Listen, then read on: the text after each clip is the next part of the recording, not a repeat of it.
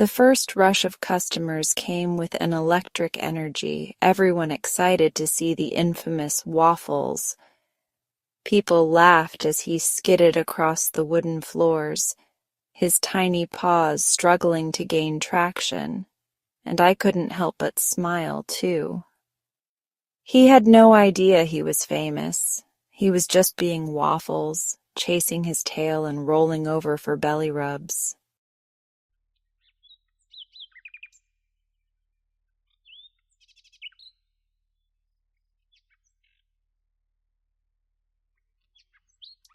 Hello there, and welcome. This session is designed to help you ease into deep, restful sleep. We'll begin with a simple meditation to calm your body and quiet your mind. Then, as you drift closer to sleep, I'll introduce a gentle bedtime story, just enough to carry you into your dreams. Before we begin, press the like button and subscribe for more sleep story videos. I'd love to hear from you. Leave a comment saying where you're listening from and what time. Find a comfortable position, close your eyes, and take a deep breath in and out. Take a slow, deep breath in and exhale gently. One more time, inhale deeply, filling your lungs with fresh, soothing air. And as you exhale, let go of the day, releasing any tension, any thoughts that no longer serve you. With each breath, feel your body becoming lighter, more at ease, sinking into comfort. You're doing great. Next, bring your awareness to the top of your head. Imagine a warm, gentle light resting there, like the soft glow of a bedside lamp. This light begins to spread slowly, easing away any tension in your forehead, softening the space between your eyebrows, relaxing your eyelids, your cheeks, your jaw. There's nothing you need to hold on to. Just let everything soften, loosen, unwind. Feel your shoulders drop slightly as if a weight has been lifted. Your arms become heavy, sinking into deep relaxation. With every breath, this warmth moves lower, your chest rising and falling effortlessly, your stomach soft and calm, your legs and feet completely at rest. The world around you fades into quiet. There is nothing to do, nowhere to be. Just this moment, just rest. Imagine yourself wrapped in a cozy, soft blanket of stillness, safe, warm, and peaceful.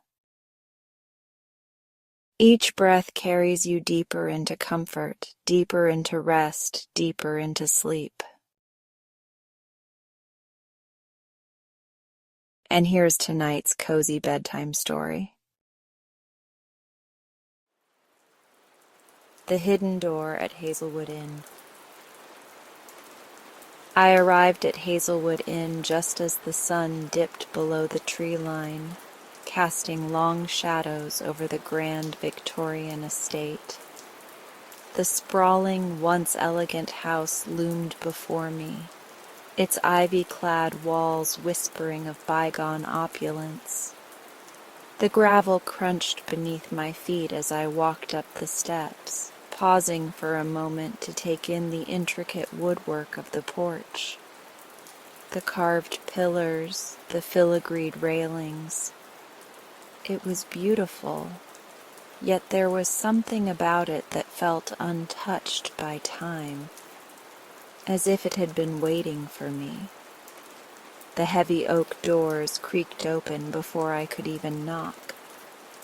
A woman stood there, her sharp blue eyes twinkling beneath a cascade of silver-streaked auburn hair. She was tall, elegant in a way that felt effortless, her long dark dress flowing like shadows around her feet. "Welcome, Erica," she said warmly, as if we were old friends. "I'm Mrs. Langley, the innkeeper. We've been expecting you." Expecting me? That was strange.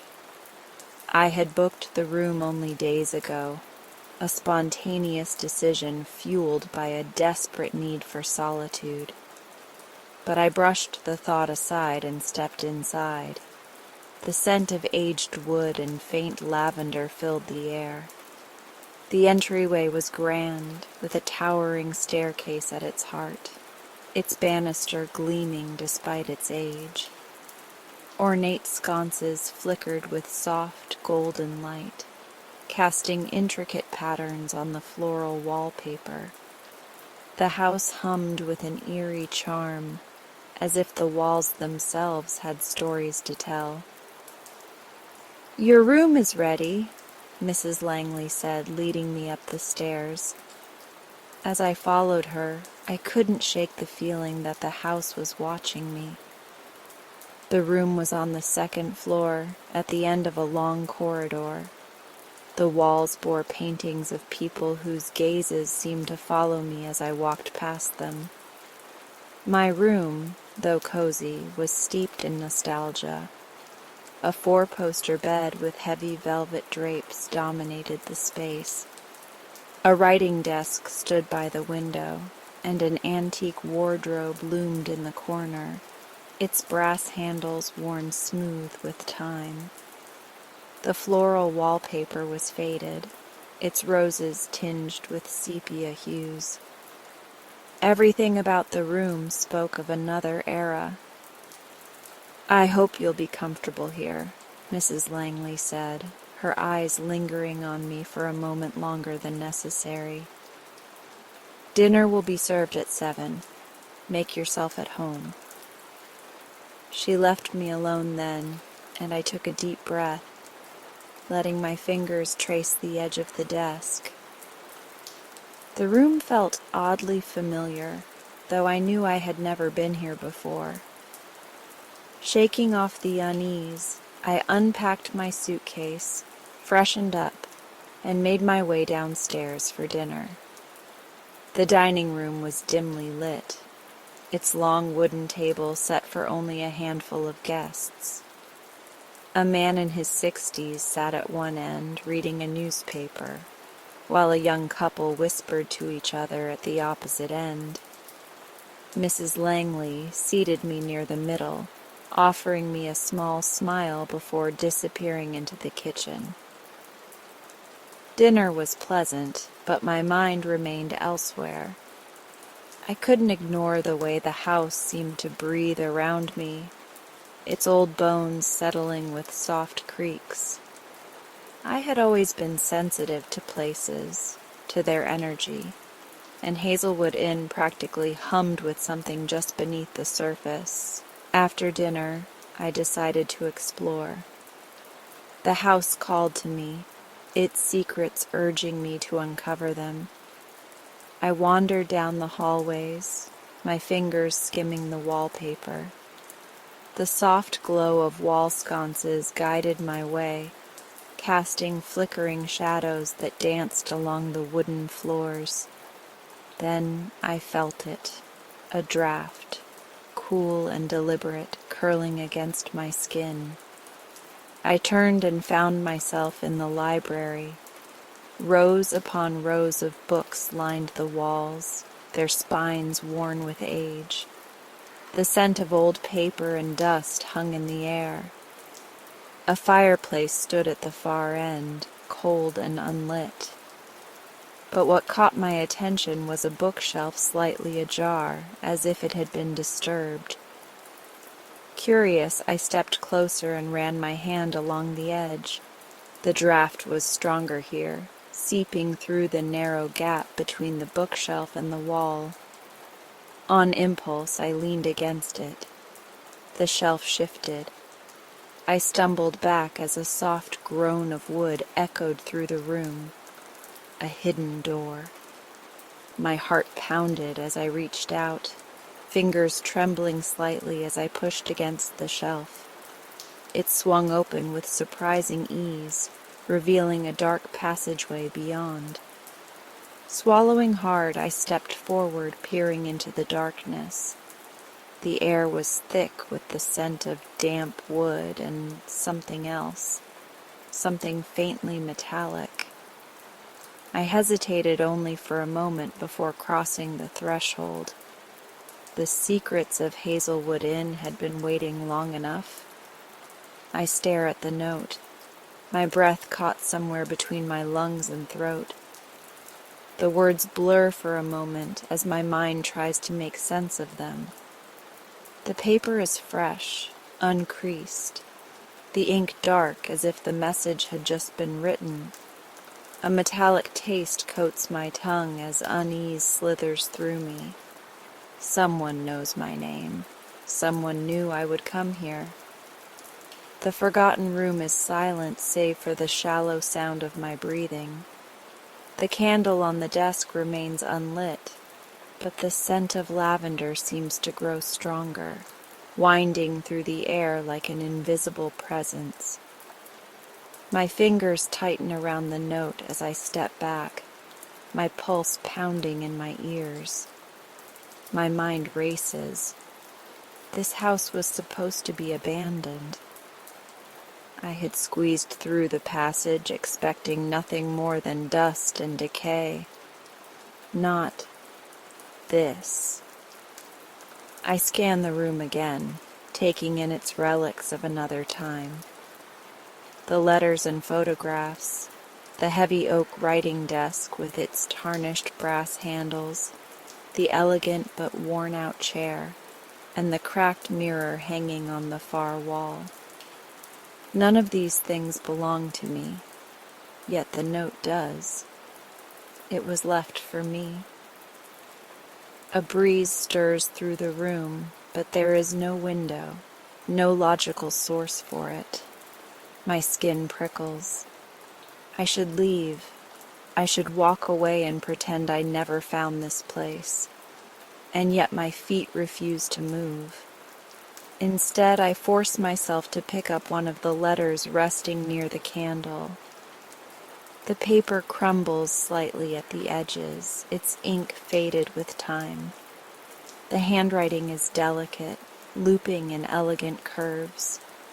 A shiver trails down my spine. My gaze flicks back to the desk, and then to the note with my name. The words echo in my head. The same fear that laced this ancient letter is the same fear curling in my stomach now. The photographs catch my attention next. I lift one cautiously, brushing dust from its surface. A woman in a high-necked dress stares back at me, her features hauntingly sharp, her eyes piercing even through time. She stands beside a man in a dark suit, his expression unreadable. Behind them, the house looms in the background. This house. The familiarity sends a bolt of unease through me.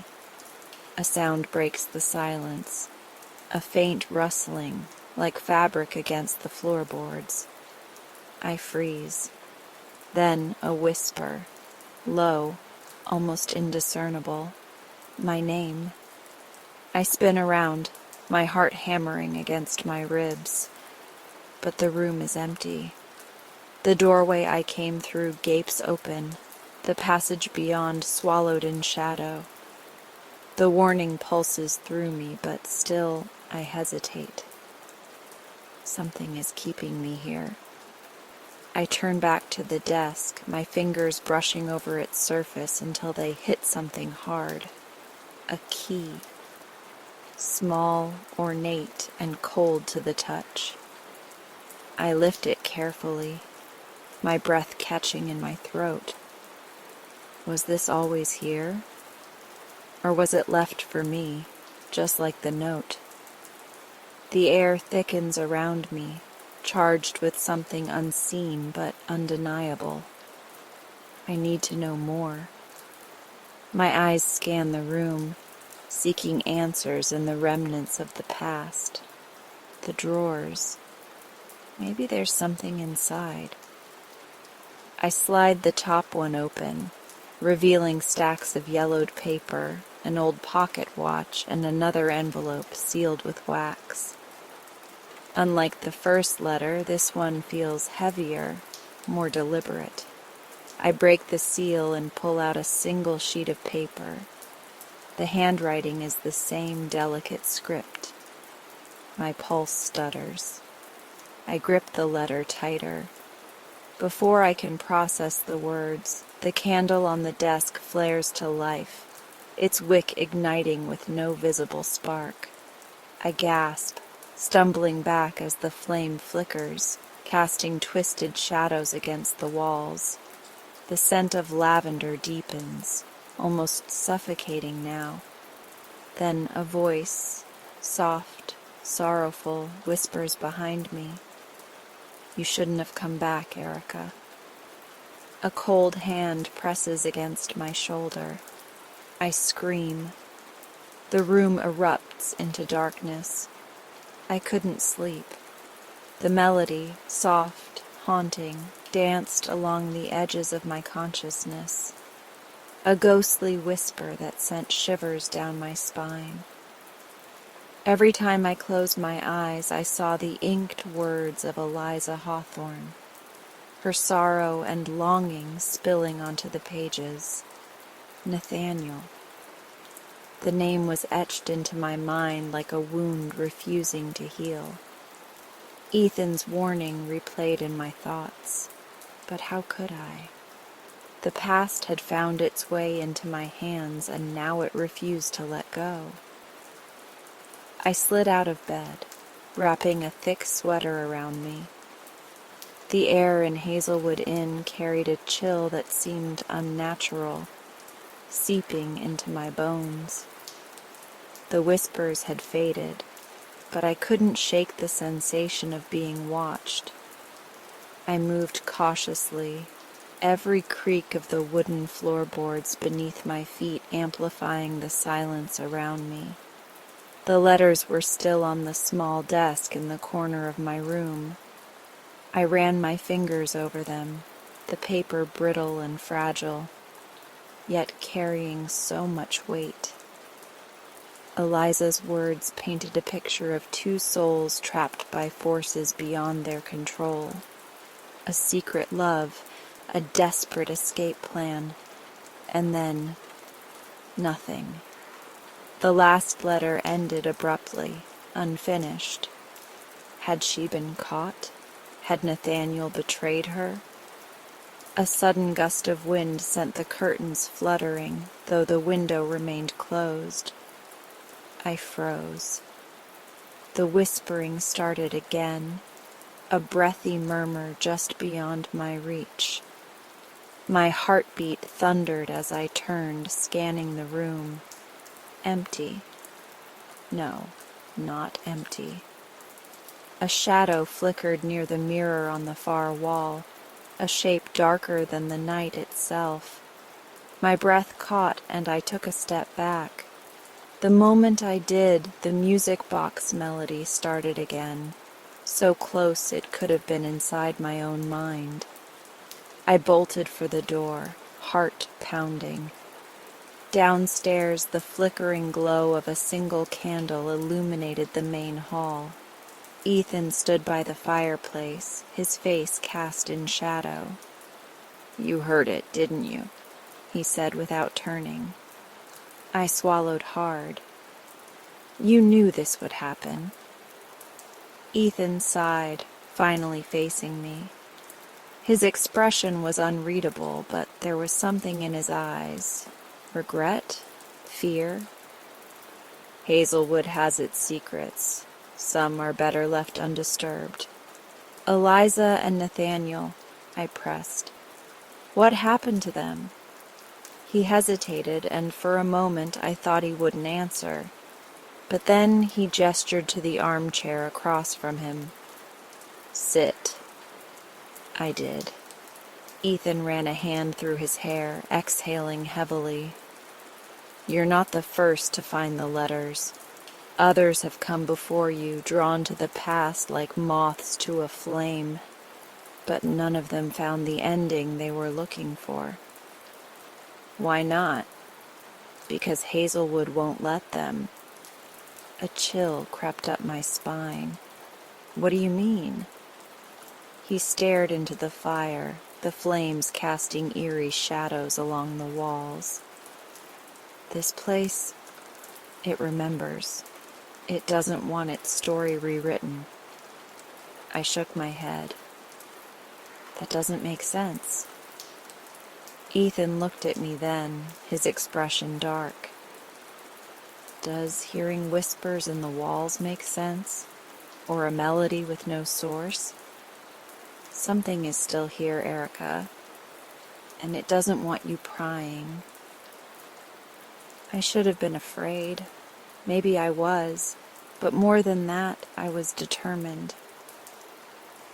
"I need to know," I whispered. "I need to know what happened to them." Ethan sighed again, rubbing a hand over his face. "Then you should start where it ended. The letters." "No." He leaned forward, his voice dropping. "The well." A heavy silence fell between us. The well. I had seen it in the courtyard, overgrown with ivy, its stone walls cracked with age. It was just an old relic of the past, wasn't it? I stood. "Show me." Ethan hesitated, then nodded. Together we stepped out into the night. The wind howled through the trees, carrying the scent of damp earth. The well loomed ahead, shrouded in darkness as if waiting. And then a whisper unmistakably close. My blood ran cold. The past wasn't just watching, it was waiting. I barely slept that night. Every creak of the old inn, every groan of the wind against the wooden panels sent my pulse racing. The words Ethan had spoken clung to me like cobwebs. I lay in bed, staring at the ceiling, my mind running in circles.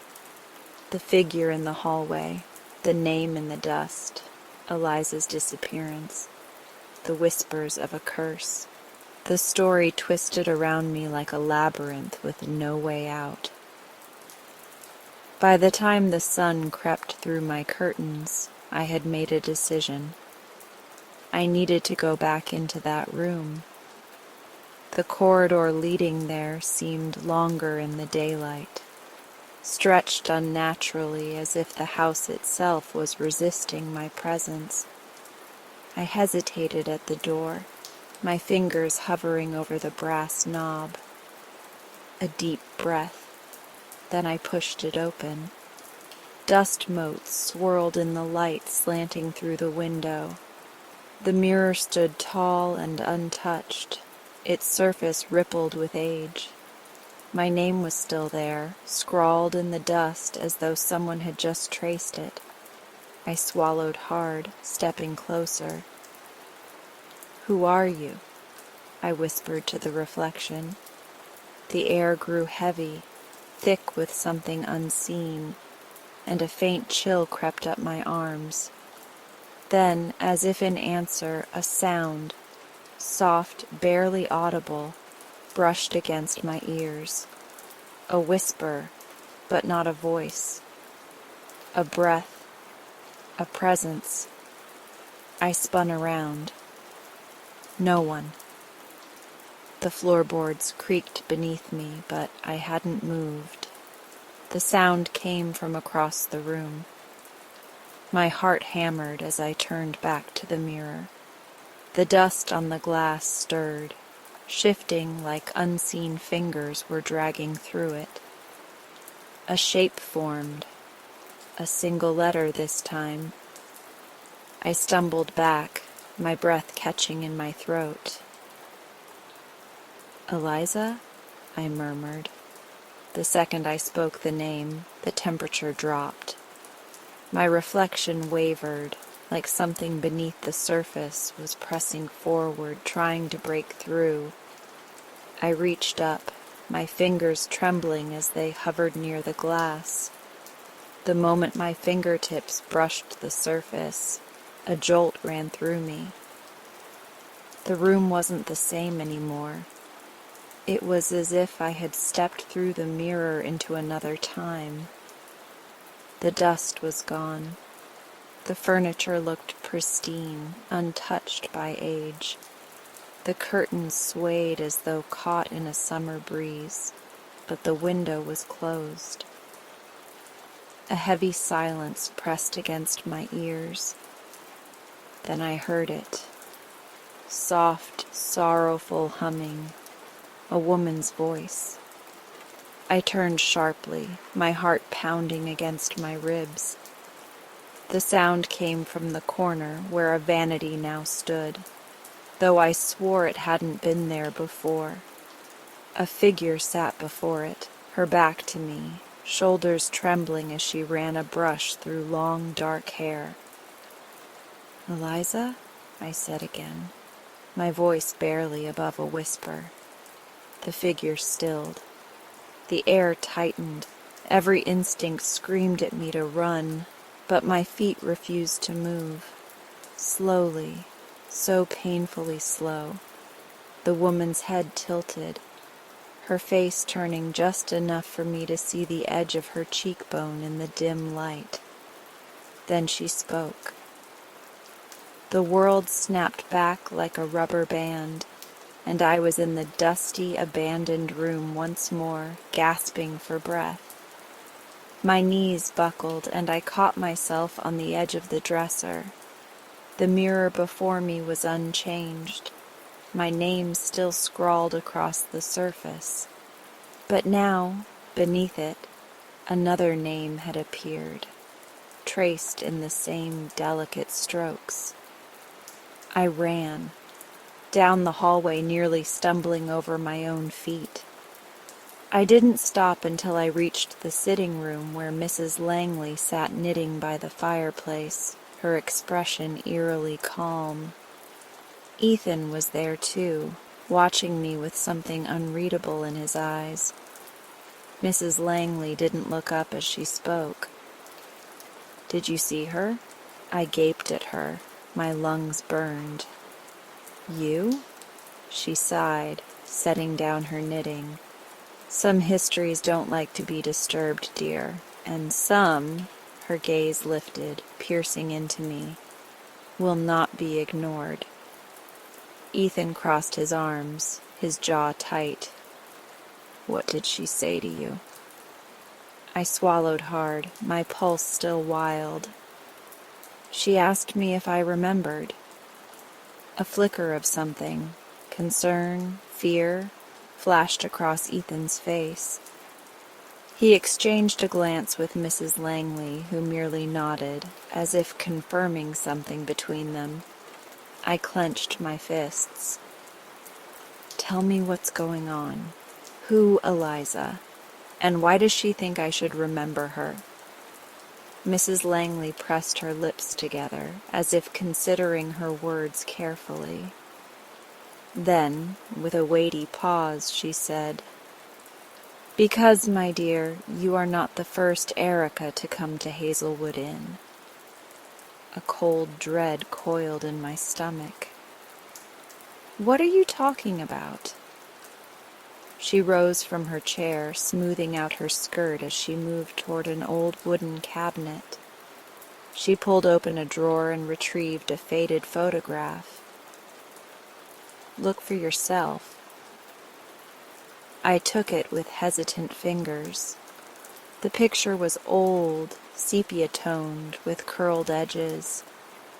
3 people stood in front of Hazelwood Inn, a man, a woman, and a young girl. The girl, no older than 15, had dark hair pulled into braids and eyes that felt eerily familiar.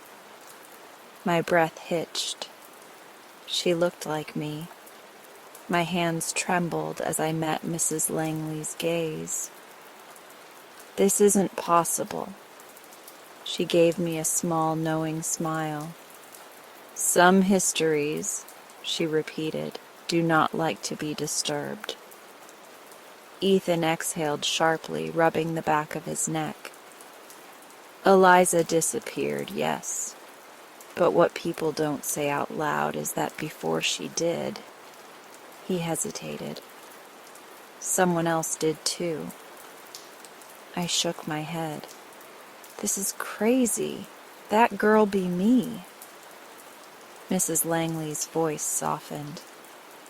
"No, dear, but perhaps she was..."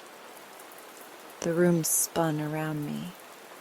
My past, my memories, everything I knew about myself, felt suddenly uncertain. If I wasn't the first Erica, then who had come before me? And why was Eliza asking me to remember? A chill settled in my bones. I needed to find out. Because something told me that until I did, Hazelwood Inn, and whatever haunted it, wouldn't let me go. I woke up gasping. My fingers curled around the quilt as if I'd been trying to anchor myself to reality. My skin was damp with sweat, and the remnants of a dream, no, a memory, clung to me like mist in the morning light. Eliza's laughter still echoed in my ears. The way she called my name, the way her skirts swayed as she twirled on the Hazelwood Inn's grand staircase, lingered behind my eyes like a sunspot. I had been standing at the bottom of the stairs watching her, but not as Erica, as someone else. Someone who had been here before. Ethan's words rattled through my bones. I pressed my fingers against my temples, trying to steady myself, trying to make sense of it. How could I have been here before? How could I be part of something I had no memory of until now? But I remember. I remembered the smell of the candle wax in the parlor, the weight of silk gloves on my hands, the sound of Nathaniel's knife scraping against the wooden beams in the hidden room, the place where the past bled into the present. I swung my legs over the edge of the bed, my breath still uneven as I pulled on my sweater and stepped into the dim hallway. The Hazelwood Inn had a stillness at night that made the hairs on my arms rise. The walls whispered with secrets. The air thrummed with something unseen, something waiting. I didn't need to think about where I was going. My feet carried me, half on instinct, half on memory, to the forgotten room behind the library. The door was slightly ajar, as if it had been expecting me. I stepped inside and exhaled sharply. The candle on the desk flickered, though I hadn't lit it. The shadows on the walls stretched long and familiar, as though they had known me once. And there, beneath the wooden beams where Nathaniel had worked with his knife, was the engraving. My fingers traced over the rough carving, my breath hitching as the letters formed beneath my touch. A. Eliza Hazelwood? No. I swallowed hard, my heart slamming against my ribs. The air shifted, thickening like a storm about to break. The candle flickered violently, casting frantic shadows, and then a whisper. "Eliza?" I spun around. The voice was soft, hesitant. A man's voice, Nathaniel. But it wasn't Ethan's voice. It wasn't a recording. It was. I squeezed my eyes shut, but it didn't stop the room from changing around me. The modern furniture blurred, faded. The candlelight grew warmer, casting a glow over wallpaper that hadn't been there a moment ago. And then I saw him. Nathaniel stood in the doorway, his expression torn between relief and grief. He took a step toward me, his voice trembling. "Eliza, you came back." I opened my mouth to deny it, to tell him I wasn't Eliza. But something in me, something buried so deep it had only now clawed its way to the surface, knew that wasn't entirely true. I come back, and I was finally remembering why. I have been here before. The realization settles in my bones, heavy as the dust that clings to Hazelwood Inn's forgotten room. The air is thick with the weight of memory, of a past I should not know, yet do. The scent of aged wood and faded perfume surrounds me, wrapping me in a familiar embrace. Eliza and Nathaniel were betrayed. I see it now, each piece clicking into place like the turning gears of an ancient clock. But this is more than just their story. It is story. I swallow hard and turn to Ethan. He stands in the dim glow of the candlelight, his face a mask of unreadable emotions. But his eyes, they betray him.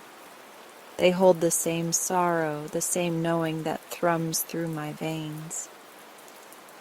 "You were there," I whisper, "the night it happened." His lips part, but no sound comes. He doesn't have to say it. I already know. The echoes of the past are not just whispers in these walls. They live inside. Mrs. Langley had tried to explain.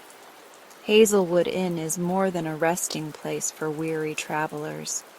It is a purgatory of stories left unfinished, of souls trapped in cycles they cannot escape, until someone does, until do. The clock on the mantel strikes midnight. A shiver runs through me, not from the cold, but from the voices that rise in unison, their whispers threading through the air. I tense. The door creaks behind me, slow and deliberate, until it clicks shut. The candle flickers violently, and for a moment, I swear I see Eliza standing there, her eyes wide with fear, her hand reaching for Nathaniel. But no, this isn't just their memory. It's mine, the betrayal, the final night. The fire that consumed everything. My pulse pounds as the truth solidifies, no longer a mere suggestion, but a reality I cannot ignore. I hear, and now I have been given a choice, to repeat the past or to break free. Ethan takes a step closer. "We don't have to do this again," I exhale shakily. "But how do we stop it?" His fingers brush against mine. We end it differently. The walls begin to groan, the very foundation of the inn protesting our defiance. I see the moment unravel before me as if time itself is bending. Eliza was betrayed by someone she trusted, a lover, a friend. The fire was no accident. It was a murder. And Ethan, he had tried to save me, just as he is trying now. I spin toward the heavy oak desk, its surface strewn with remnants of a lifelong past. A journal. A letter half written, ink smudged by hurried fingers, and a single brass key, aged but unbroken. I lift it with trembling fingers. This unlocks something. Ethan's eyes darken. It was supposed to be our way out. I squeezed the key in my palm. I remember now, the secret passage, the way Eliza and Nathaniel had planned to escape, but they never made it, because of... The door swings open. A gust of wind extinguishes the candle, plunging us into darkness. And then a figure steps forward.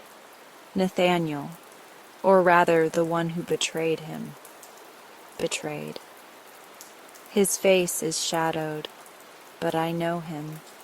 I knew him then, and I know him now. He smiles, slow and knowing. You should have stayed buried.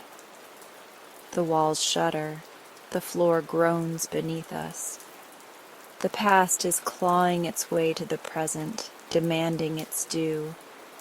But I am not Eliza, not anymore, and I refuse to die again. My grip tightens on the key. I glance at Ethan. Run. He doesn't hesitate. We sprint down the corridor, the whispers rising to a deafening crescendo. The walls stretch and warp, as if the inn itself is trying to hold us back. We reach the old bookcase where I know the hidden passage lies. The key slips into the lock with a satisfying. The door swings inward, revealing a dark tunnel beyond. Ethan grips my wrist. This is it. I nod. But before we step through, I turn back. The figure stands at the end of the hall, the flames of memory licking at his feet. He doesn't move to stop us. Instead, he smiles. You can't outrun fate, he murmurs. Maybe not, I say, but I can rewrite it. And with that, I step into the darkness, leaving the past and its ghosts behind. The door closes. The whispers fade. And for the first time in what feels like lifetimes, I am free. The bakery that baked memories. I've always believed that food carries memories. The scent of warm vanilla could transport me to my grandmother's kitchen. The tang of lemon bars could place me right back in the summer of my childhood. But never, in my wildest dreams, did I expect my pastries to unlock memories for others. Literally. It started on an ordinary Tuesday morning. The air was thick with the rich scent of cinnamon and butter as I placed a fresh batch of cinnamon rolls on the display case. My bakery, Sweet Remembrances, had only been open for a year, and while I had a steady stream of customers, I was still the new girl in town, carving a place for myself among the seasoned businesses that lined Main Street.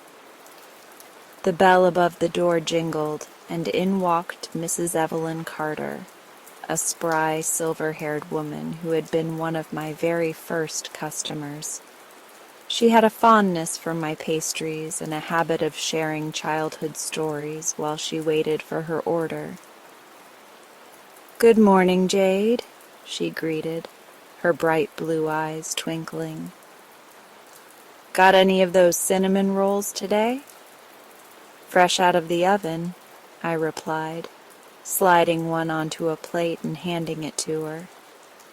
She took a seat by the window, stirring sugar into her tea before pulling apart the warm, gooey center of the pastry. As she took her first bite, a soft gasp escaped her lips. I looked up from where I was wiping the counter. "Everything okay, Mrs. Carter?" She blinked rapidly, her hand trembling slightly as she placed it over her heart. "Jade, I just remembered something I haven't thought about in decades." "Oh?" I asked, walking over. "What is it?" She smiled, and for a moment I could see the girl she must have been many years ago. "A lullaby. My mother used to sing it to me when I was little. I haven't thought of it in years, but the moment I tasted this, it all came back, clear as day." She chuckled, shaking her head. "Isn't that something?" I laughed. "That's the magic of food, I guess." She hummed a tune softly under her breath, her expression distant but content. I thought little of it at the time, assumed it was just a case of sensory nostalgia, but I would soon learn that Mrs. Carter was only the beginning. Over the next few weeks, more and more customers started experiencing these unexpected moments of remembrance. Mr. Langley, the retired history teacher, bit into an apple tart and suddenly recalled the time he had stolen one from his grandmother's windowsill as a boy.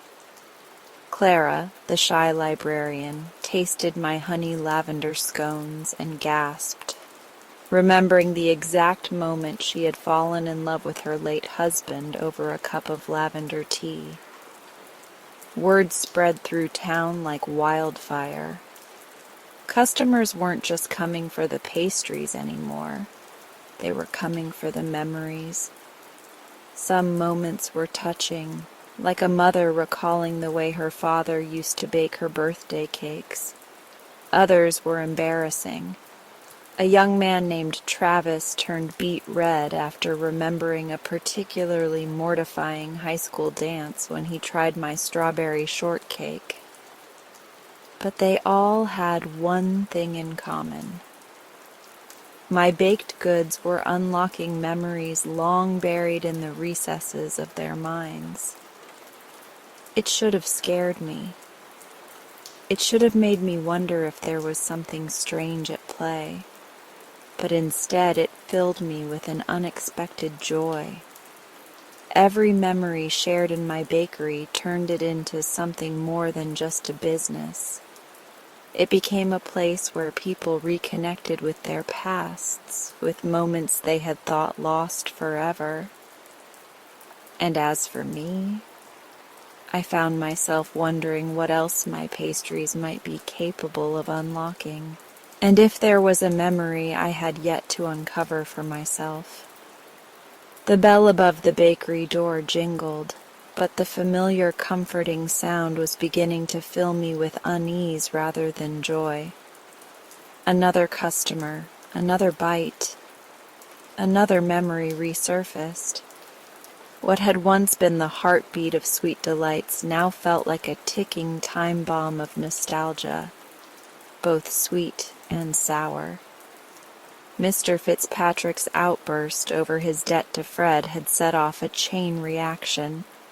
At first, it had been amusing to watch people reconnect with their pasts over my pastries, their eyes widening with sudden realization.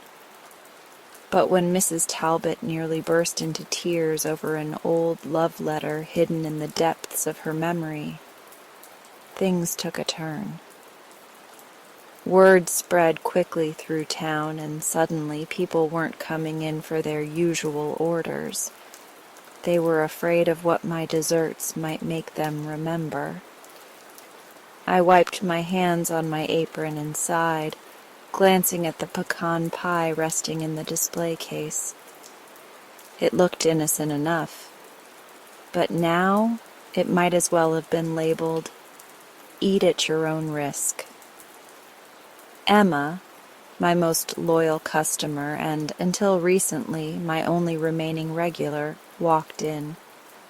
Her expression was thoughtful, her fingers absent-mindedly tracing the edges of her coat pockets. "Jade," she said hesitantly. "I think I found her." I blinked. "Found who?" Emma swallowed, her cheeks slightly flushed. "Lena, my childhood best friend." I paused in the middle of rearranging the muffins. Emma had told me about Lena once, how they'd been inseparable until her family moved away.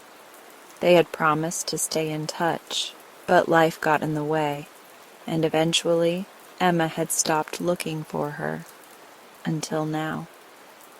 I leaned forward, intrigued. What happened? Emma hesitated before reaching into her pocket and pulling out an old photograph. I took a bite of your lemon tart last week, and suddenly I remembered the last time I saw her. We were sitting on my porch eating lemon drops.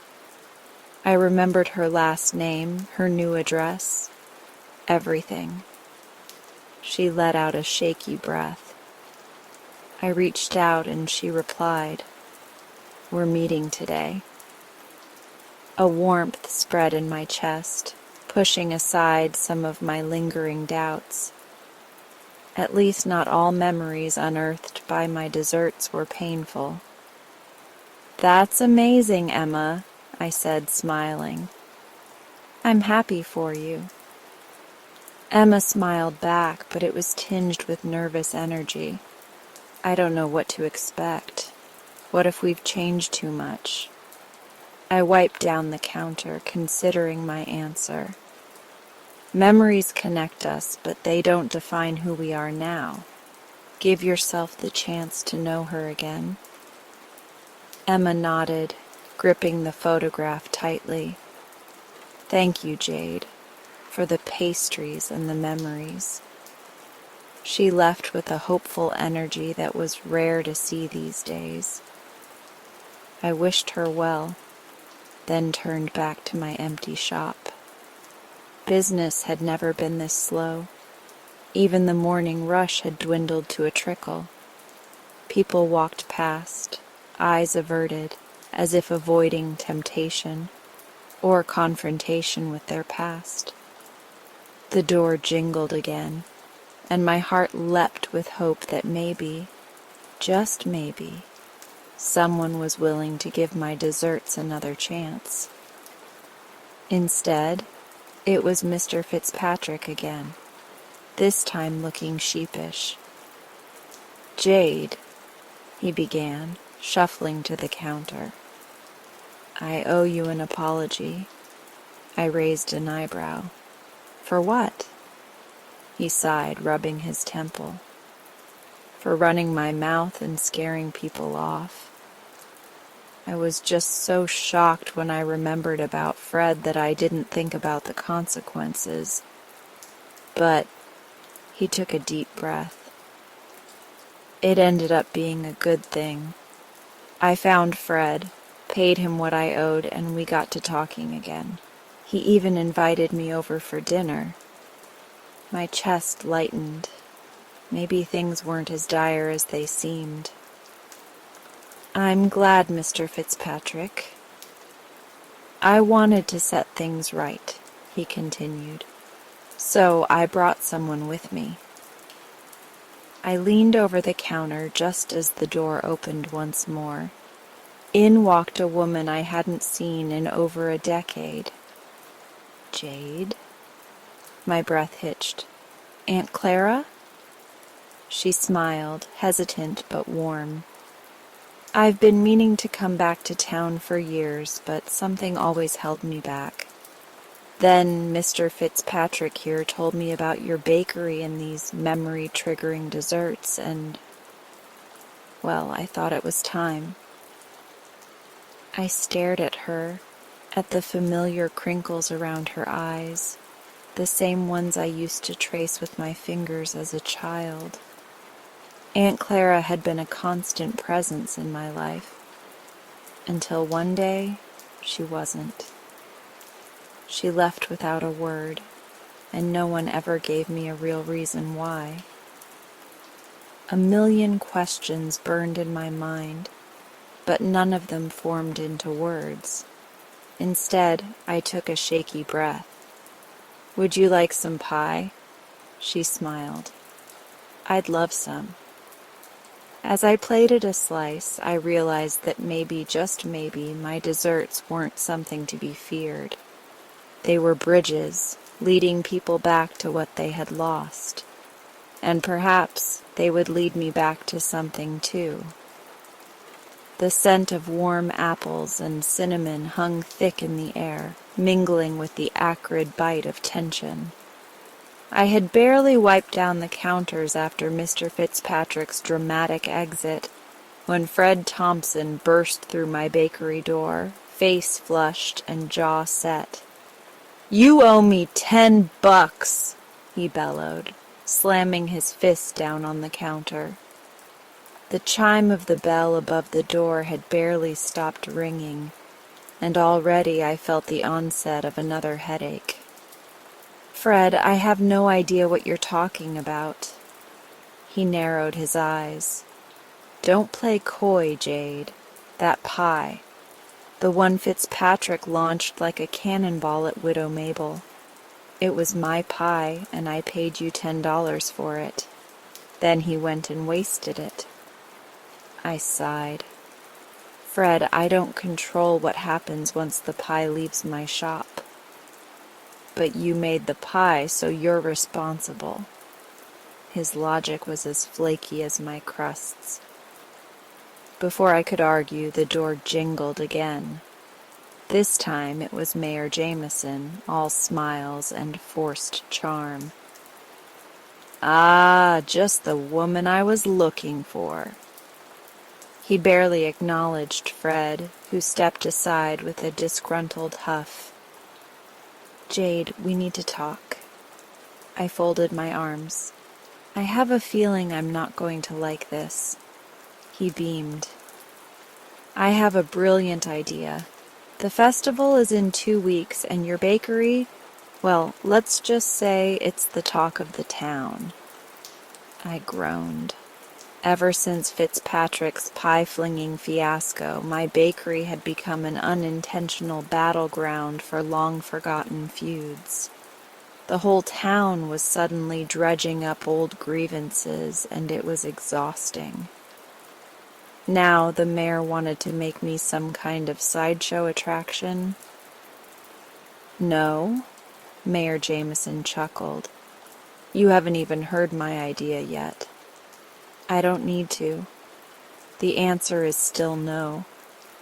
He leaned against the counter like he was settling in for a long discussion. "Jade, listen. People love a story. And your bakery, well, it's the epicenter of the town's latest entertainment. It's free publicity. Imagine a pie-eating contest, a pie-throwing competition." I held up a hand. "Absolutely not. I make pies to be eaten, not to be thrown at old ladies." Fred huffed. "And I just want my money back." Ignoring him, the mayor pressed on. "Jade, this could be huge. Tourists would come from all over. Think of the business it would bring." I scowled. "You mean the kind of business where people storm in demanding refunds for pies I didn't even throw?" Fred crossed his arms. "It's the principle." The mayor waved a dismissive hand. "Think about it, Jade. The festival needs a highlight. Something fresh, something exciting." I pinched the bridge of my nose. "Mayor, I am not turning my bakery into a circus act." His grin didn't falter. "What if I make it worth your while?" I raised a brow. "How much?" He hesitated. "Well, I was thinking of exposure." I scoffed. "Exposure doesn't pay my rent, Mayor." All right. How about this? If you participate, I'll personally fund an advertising campaign for your bakery. Flyers, social media, radio mentions, everything." I exhaled, considering it. I wasn't keen on my bakery being known for airborne pastries, but extra publicity wouldn't hurt. Still, it meant enduring weeks of gossip, bickering customers, and potential food fights. Before I could answer, the door chimed again. Widow Mabel walked in, her hat slightly askew and a stern look on her face. "Jade," I braced myself. "Mabel," she pursed her lips. "I expect an apology." I blinked. "For what?" She sniffed. "For your pie assaulting me in public." "I didn't throw the pie." Fred threw up his hands. "That's what I've been saying, and I still want my $10. The mayor clapped his hands together. All right, here's what I propose. Jade, you agree to be the face of the festival's pie events, and in return, I'll personally reimburse Fred his $10. I gaped. "That's your grand solution?" Fred rubbed his chin. "Well, as long as I get my money," Mabel huffed. "And what about my dignity?" The mayor grinned. "We'll make you an honorary judge at the contest. Show everyone you're a good sport." Mabel considered it. I do like judging people." I threw up my hands. "You're all impossible." The mayor patted my shoulder. "So we have a deal?" I exhaled sharply. "Fine, but if anyone throws another pie, I'm doubling my prices." The mayor beamed. "Wonderful! This festival is going to be legendary." I wasn't sure if that was a good thing, but as I watched Fred happily pocket his $10 and Mabel primp her hat in satisfaction, I had a sinking feeling this was only the beginning of my troubles.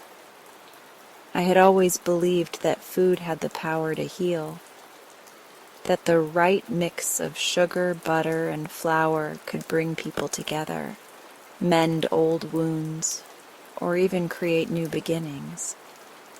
But as I watched Sophie Montgomery push away the half-eaten lemon tart, her hands trembling, I wasn't so sure anymore. The afternoon light slanted through the bakery windows, painting warm golden hues across the wooden tables. The usual hum of customers chatting over coffee and pastries filled the air, but my attention was locked onto Sophie. Her face had gone pale, and her eyes brimmed with unshed tears.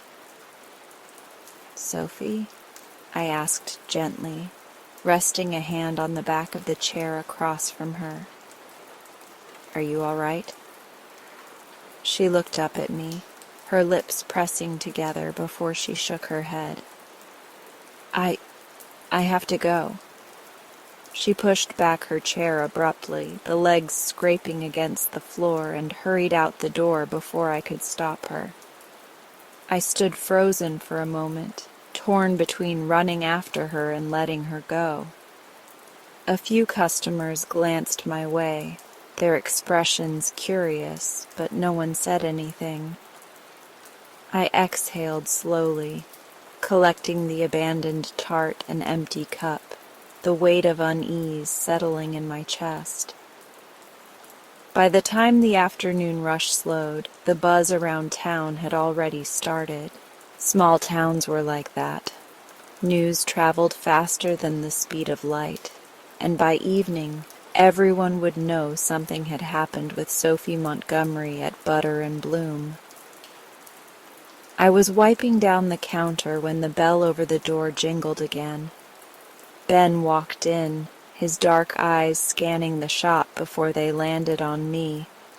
He gave a small, hesitant smile and held up a book in his hand. "Trade you a story for a cinnamon scone?" I let out a breath I hadn't realized I was holding and forced a smile. "Only if it's a good one." Ben set the book down on the counter, but instead of moving to sit at his usual spot near the window, he lingered. "I heard about Sophie." "Of course you did." I sighed, rubbing my forehead. "I don't even know what happened." One minute she was enjoying her tart, the next she looked like she'd seen a ghost. Ben leaned against the counter, thoughtful. Memory is a tricky thing. Smells, tastes, they can bring back things we didn't even realize we'd buried. I nodded, my mind replaying the moment over and over again. She remembered something. Something bad. He hesitated before speaking. Do you think she'll come back? I don't know, I admitted, but I hope so. I never wanted my baking to hurt anyone. Ben studied me for a moment, then reached for the scone I slid across the counter. He took a bite, his eyes briefly fluttering shut. When he opened them, there was something softer in his expression. You know, these remind me of my grandmother's. She used to make them every Sunday after church. I smiled, despite myself.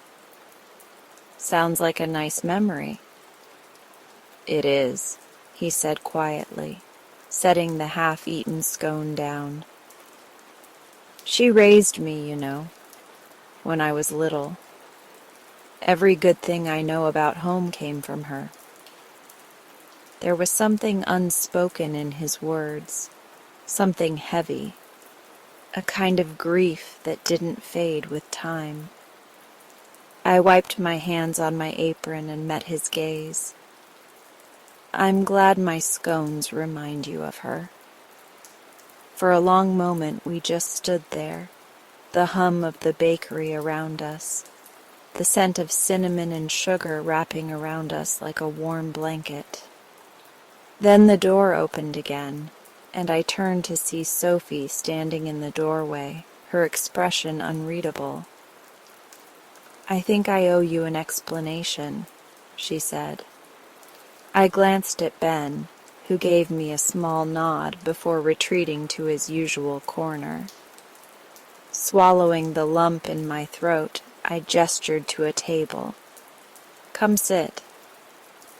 Sophie hesitated before making her way over. She folded her hands in her lap and took a deep breath. I don't know what happened exactly. One moment I was enjoying the tart and then it just hit me. A memory. A feeling I hadn't let myself remember in years. I stayed quiet, letting her find the words. She swallowed hard. The last time I had a lemon tart like that was the night before my wedding. Or the wedding that never happened. Her laugh was hollow. I remember sitting at my mother's kitchen table eating a tart just like this one, thinking about all the ways my life was about to change. And then, suddenly, I knew I couldn't go through with it. I bit my lip. And you never told anyone why? She shook her head. I didn't even let myself think about it too hard. I just knew I had to leave. I leaned forward slightly. And now? Sophie exhaled, her shoulders sagging. Now, I remember why. The bakery felt impossibly quiet. I could hear the clock ticking, the faint sound of Ben flipping a page in his book. Sophie's fingers curled around the edge of the table. I was in love with someone else, she admitted, her voice barely above a whisper, and I didn't realize it until that night. 100 questions swirled in my mind, but I held them back. Instead, I simply nodded. I guess food really does have a way of uncovering the past. Sophie managed a small smile. Yeah, it does. I glanced at the lemon tart still sitting on the counter, the golden crust and bright yellow filling looking deceptively innocent. Maybe my baking wasn't just about healing, it was about truth. And sometimes the truth wasn't sweet, but maybe, just maybe, it was exactly what we needed. I stood behind the counter, my fingers dusted with flour, as the morning rush dwindled to a soft hum of conversation. The air was thick with the scent of vanilla and cinnamon, comforting yet weighted with the uncertainty pressing on my chest. Closing the bakery had been a passing thought, an idea that loomed larger with every pastry I pulled from the oven. It wasn't just the financial strain. It was the knowledge that what I created here didn't just nourish, it peopled. The memory-infused treats had started as an accident, an anomaly, but now they were a force I barely understood. I had spent weeks experimenting, trying to control which memories surfaced with each bite, but my success was inconsistent at best. Liv, ever the optimist, had dismissed my fears with a wave of her hand just yesterday. Memories make us who we are, Jade. The good, the bad, all of it. You can't just erase or suppress them because they make people uncomfortable. I wanted to believe her, and maybe I did to some extent. But what about the ones that broke people? The ones that left scars too deep to mend? Was I truly doing the right thing by offering these pastries, by nudging people toward moments they might have wished to leave behind? A soft chime rang out as the door swung open, breaking me from my thoughts. Mr. Fitzpatrick strolled in, his usually stiff posture a little looser than before. A stark contrast from the man who had once clenched his fists at the sight of Fred, his old friend turned deader. "I'll take my usual, Jade," he said with a nod, sliding a few bills across the counter. "And one for Fred, if you don't mind." I couldn't help the small smile that tugged at my lips. Just weeks ago, Fitzpatrick and Fred could barely share the same space without barbed words flying between them. But a well-placed pastry, a simple apple tart that had, unknowingly, nudged them back to a shared memory of laughter and camaraderie, had changed that. They had rekindled something, mended the fractures that time and resentment had carved between them. I handed him the bag with a knowing look. "On the house today." He hesitated, then took it with a grateful nod. "You're a miracle worker, Jade." I wasn't so sure about that.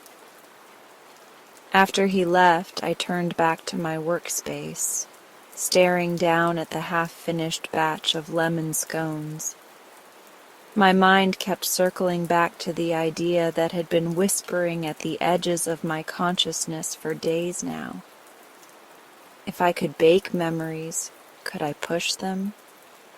Could I give someone a glimpse of a possible future, one of hope, of healing? The idea was intoxicating, dangerous even. I had spent so long fearing the past, but what if the future held just as many uncertainties? Yet the possibilities tugged at me, refusing to let go. I wiped my hands on my apron and reached for my recipe notebook, flipping to a fresh page. If I was going to do this, I needed to start small, something safe, something that wouldn't push too hard. A sugar cookie, perhaps? Simple, comforting, familiar. I mixed the dough with care, my mind racing through the logistics. Would I need an anchor, something from the person's present to tie into the future? Or was it purely the act of baking itself that dictated the outcome? The memory pastries had worked unintentionally at first, a serendipitous mistake. This time I needed control, intent. As the cookies baked, a strange anticipation settled in my chest. When they emerged, golden and delicate, I hesitated before taking a bite. If this worked, what would I see? Would it be my future? Someone else's? I broke off a piece and closed my eyes as I let the sweetness melt on my tongue. At first, nothing. Just the warmth of the bakery, the distant chatter of customers. Then a flicker. I was standing in the bakery, but it wasn't quite the same. The display case was different, filled with pastries I didn't recognize. The air buzzed with something, energy, purpose. And beside me, Liv, her smile bright, holding up a tray of what looked like mooncakes? I blinked, the vision slipping away as quickly as it had come. My heart pounded. It had worked. I took a shaky breath, staring down at the cookie in my hand. This changed everything. A knock at the counter snapped me back to the present. Liv stood there, eyeing me with amusement. "You look like you just saw a ghost." "Not a ghost," I murmured, my mind still reeling. The future. She raised an eyebrow but didn't press. Instead, she snagged a cookie from the cooling rack and took a bite. I watched her closely, waiting for her reaction.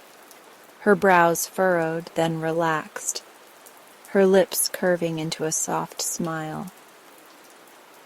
"This is nice," she said, a far-off look in her eyes. "I don't know why, but I feel like something good is coming." Relief and exhilaration flooded me in equal measure. This was only the beginning. I didn't just hold the past in my hands anymore. I held the future, too. And I wasn't sure if that was a gift or a curse. The town square is alive with laughter and light, the warm glow of lanterns flickering like fireflies against the evening sky. The scent of cinnamon, vanilla, and melted butter weaves through the air, mingling with the crispness of the autumn night.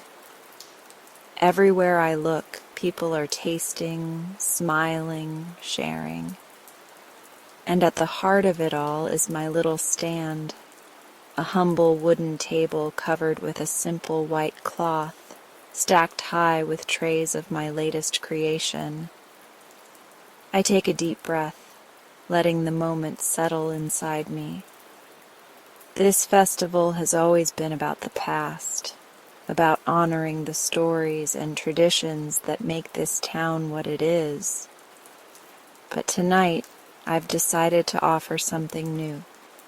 Not just nostalgia, not just the comfort of what has been, but the promise of what could be. People approach, curious, eyes glinting in the lantern light. They ask about the pastries, their golden, flaky shells dusted with sugar and filled with something they can't quite place. "It's a taste of tomorrow," I tell them. A pastry meant to inspire future memories, not just remind you of old ones. Some smile, some laugh, some tilt their heads in curiosity. But as they take their first bites, I watch their expressions shift. Some close their eyes as if they're seeing something not yet real, something only their hearts recognize. Others murmur to each other, already making plans, bringing them home for Sunday mornings, sharing them with family, making them part of something bigger than just this night. And then there's Ben.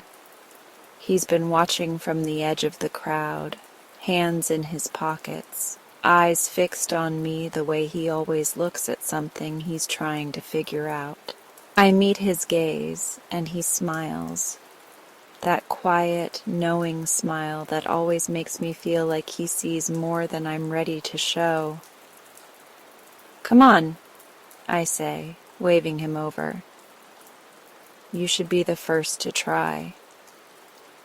He steps forward, taking one of the pastries from the tray. I watch as he lifts it to his lips, taking a slow, thoughtful bite.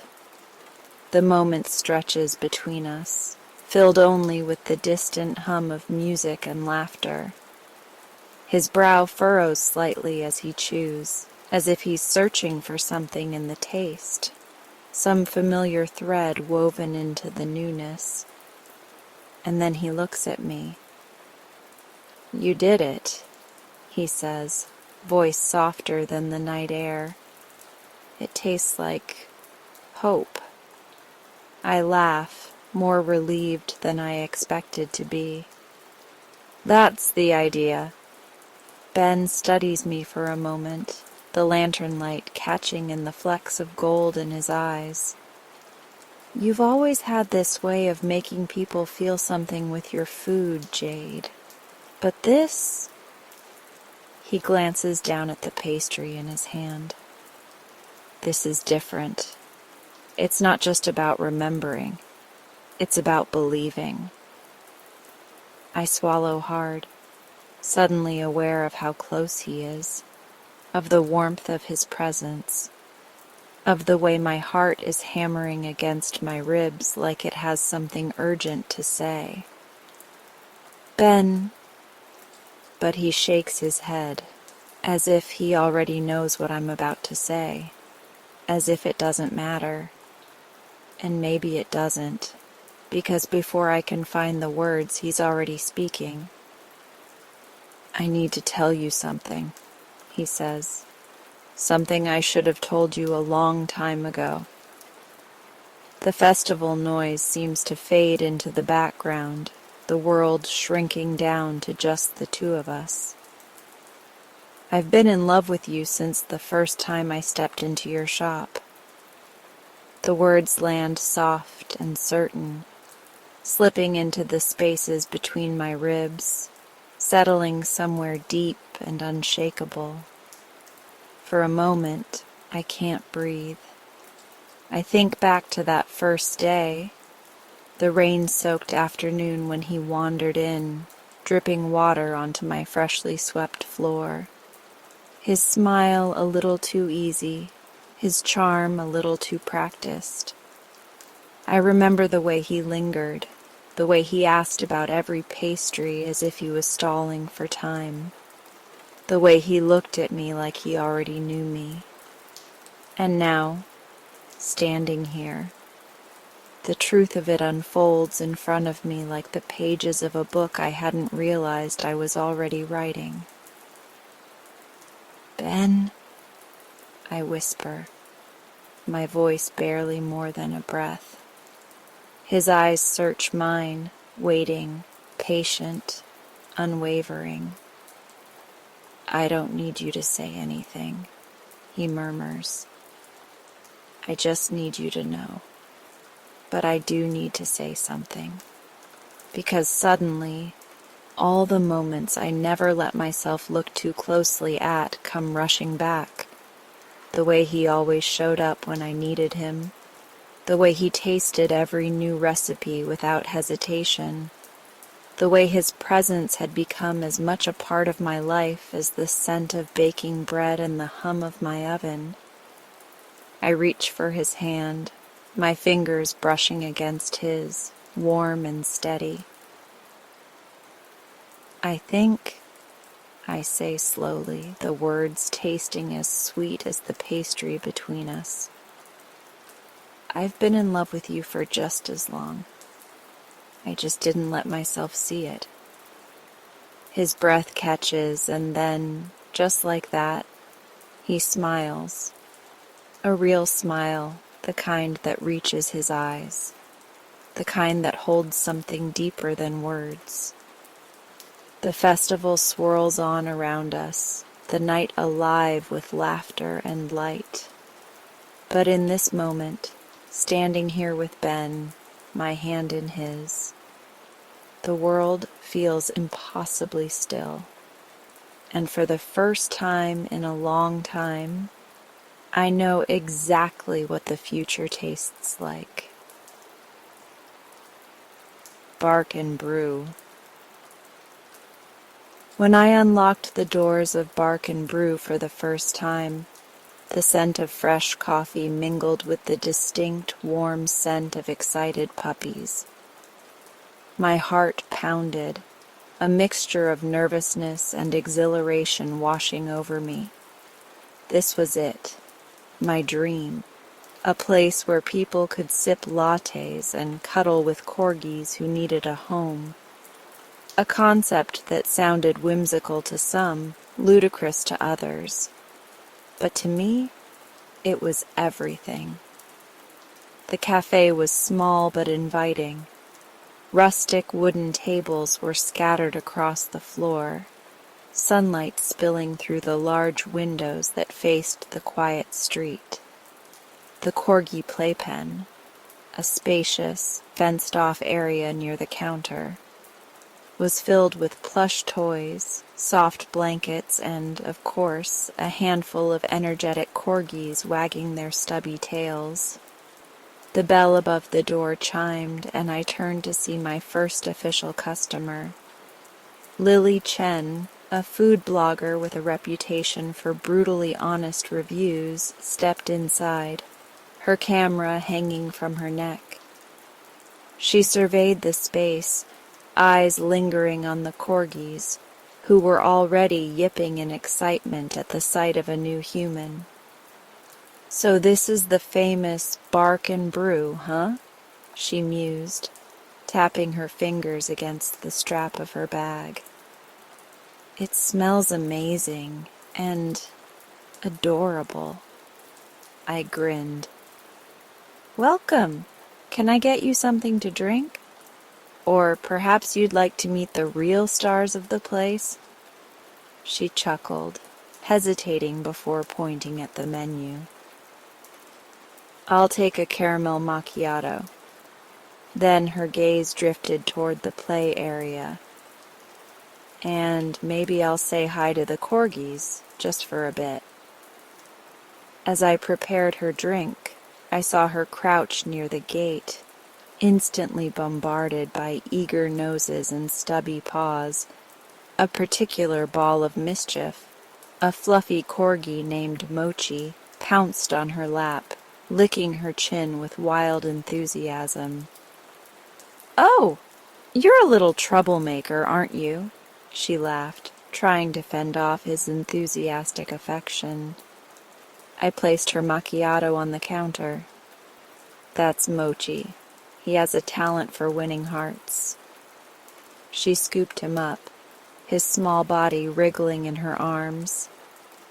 "I have to admit this is kind of genius," she said, her tone softer now. "Coffee and corgis? I never thought I'd say this, but I like it." Before I could bask in the glow of that small victory, the door swung open again.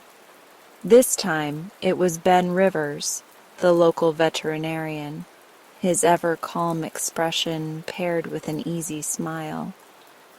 He had been one of the few people who supported my idea from the start, offering to help with the dog's health needs free of charge until I got on my feet. "Hey, Soraya, how's the first day going?" he asked, taking in the scene. "Better than expected," I admitted, watching as Lily snapped pictures of Mochi mid-zoomies. "Couldn't have done it without your help." Ben leaned on the counter, glancing at the playful pups. "You know, people may have doubted this, but I think you're onto something special.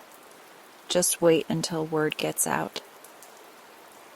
I hoped he was right, because I wasn't just doing this for me.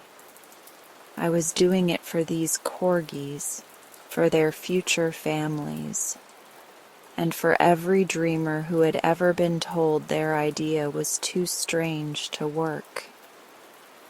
And as I watched Lily scribble notes between sips of coffee, while Mochi nuzzled against her, I dared to believe, just for a moment, that maybe, just maybe, was exactly what this town needed.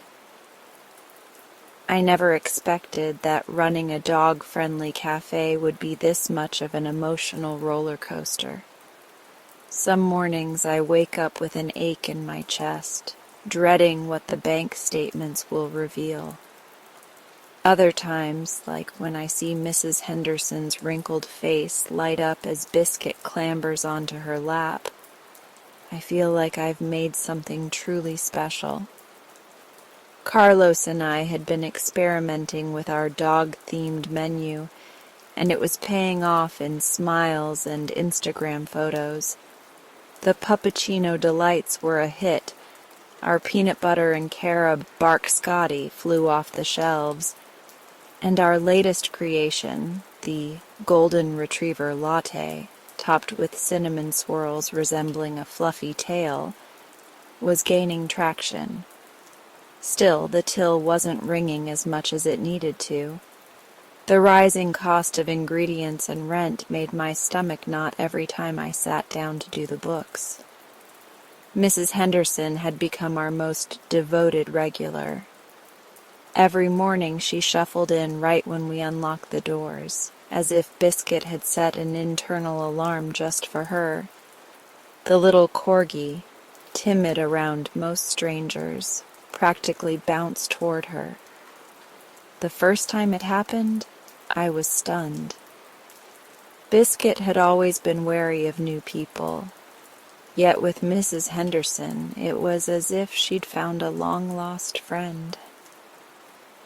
One chilly Tuesday, as I wiped down the counter, I noticed Mrs. Henderson sitting quietly, staring at her untouched chamomile tea. Biscuit curled at her feet, let out a soft huff. "Mrs. Henderson, is everything all right?" I asked, lowering myself to her level. She startled, then gave me a weary smile. "Oh dear, just thinking, that's all. It's been a long time since someone's truly needed me. But Biscuit does, doesn't she?" She reached down, stroking the corgi's ears. "Of course she does, and she's not the only one." I glanced at the small crowd filtering in. Customers waved at her, greeting her like an old friend. It made me realize how much this little cafe was becoming a second home for more than just Biscuit. Despite the warmth inside, the financial pressure loomed like a storm cloud. I spent late nights crunching numbers, brainstorming ways to draw in more customers. Carlos suggested we host events, dog training workshops, adoption days, even pet-friendly yoga. The ideas were great, but they all required an upfront investment we didn't have. One evening after closing, I sat at the counter, my laptop open to our budgeting spreadsheet. Carlos placed a hot chocolate in front of me. "You're working too hard, Soraya." I sighed. "If I don't, we might not make it through the next few months." He leaned against the counter, watching me. "You know, when we started this, we didn't do it to get rich. We did it because we love dogs, coffee, and people. Maybe we should let that be our guide." His words sat with me. I had been so caught up in numbers that I forgot why we started this in the first place. The next morning, I made an announcement on social media. Every Sunday morning, we'll host Puppy Story Time, a quiet hour where customers can read to a dog, relax, sip your coffee, and share a story with a furry friend. The response was overwhelming. Families, students, and retirees all chimed in, excited about the idea. That Sunday, Biscuit lay curled beside a little boy as he shyly read aloud, while Mrs. Henderson helped a young woman overcome her fear of dogs by introducing her to a sleepy spaniel. Watching the connections being made, I knew Carlos was right. This cafe was never just about business. It was about belonging. The financial worries hadn't vanished, but for the first time in weeks, I felt hopeful. Maybe, just maybe, we had found our way forward. I never expected my days at the Bark and Brew to change so drastically overnight. One viral video, one clip of a mischievous corgi waffles toppling over an entire tray of coffee, was all it took to put our little cafe on the map. At first, I didn't even realize what was happening. The morning after Lily posted the video, we opened to find a line outside the door. Not our usual slow trickle of customers, but an honest-to-goodness crowd. People with cameras ready, chattering about the zooming corgi. I had to remind myself to breathe. The first rush of customers came with an electric energy, everyone excited to see the infamous waffles. People laughed as he skidded across the wooden floors, his tiny paws struggling to gain traction, and I couldn't help but smile too. He had no idea he was famous. He was just being Waffles, chasing his tail and rolling over for belly rubs. But fame came with complications. Orders piled up faster than we could serve them. The cafe, once a cozy haven, felt like an overstuffed kennel. The corgis were overwhelmed, their little bodies weaving between chairs and legs, seeking refuge in familiar corners. I caught glimpses of Honeybee nervously tucking herself beneath a table, and even Meatball, usually fearless, looked a little wary of the sudden attention. And yet something unexpected happened amidst the chaos. People started adopting. It started with Josh and Maya. They were one of the few who weren't just there for the spectacle. I noticed them right away, sitting quietly by the window, watching Waffles with an unmistakable longing. Maya's eyes glistened as she whispered something to Josh, and he squeezed her hand in response. They stayed longer than most, petting Waffles as he rested his head in Maya's lap, his eyes drooping in contentment. When they approached me about adopting him, I hesitated. Not because I didn't want Waffles to have a home, I did. But it had all happened so fast. The cafe, the sudden popularity, and now the reality of letting go. "Are you sure?" I found myself asking. He's got a lot of energy, and he's, well, a bit of a troublemaker. Maya laughed softly. "That's exactly what we need." Josh nodded. "We've been trying to start a family for a long time. It's been difficult, but something about Waffles, it feels right." That was all it took. The adoption paperwork was filled out, and just like that, Waffles had a new home. I watched as they left, Waffles trotting happily at their heels, his fluffy tail wagging with excitement. I told myself I should be happy, that this was the goal, to find these dogs the loving homes they deserved. But as the cafe grew quieter at the end of the day, I felt a hollow ache in my chest. It wasn't just Waffles. Adoptions kept happening. More families came, drawn in by the viral video. But some stayed because they saw what I saw, the heart of this place. They met the dogs, fell in love, and one by one they left with their new companions. Every goodbye was bittersweet.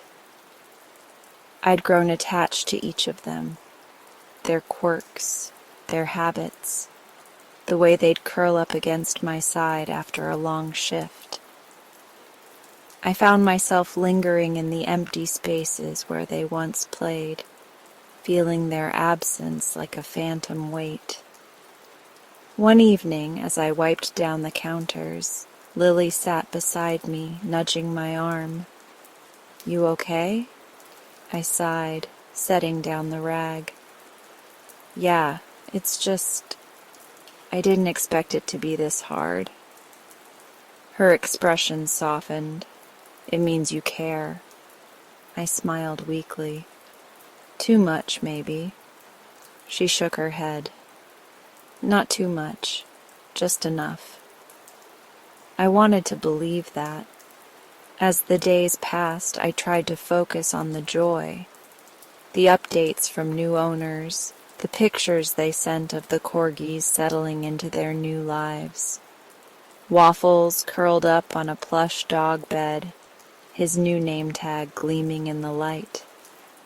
Honeybee, once so timid, now sprawled out on a sunny porch, her eyes half closed in contentment.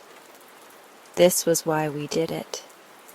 And yet, every time I looked at the remaining dogs, those still waiting for their forever homes, I knew I wasn't ready to say goodbye to all of them just yet.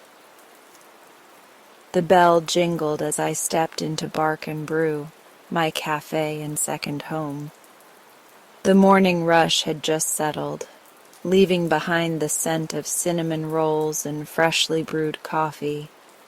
I sighed, reveling in the moment of calm before my next round of responsibilities kicked in.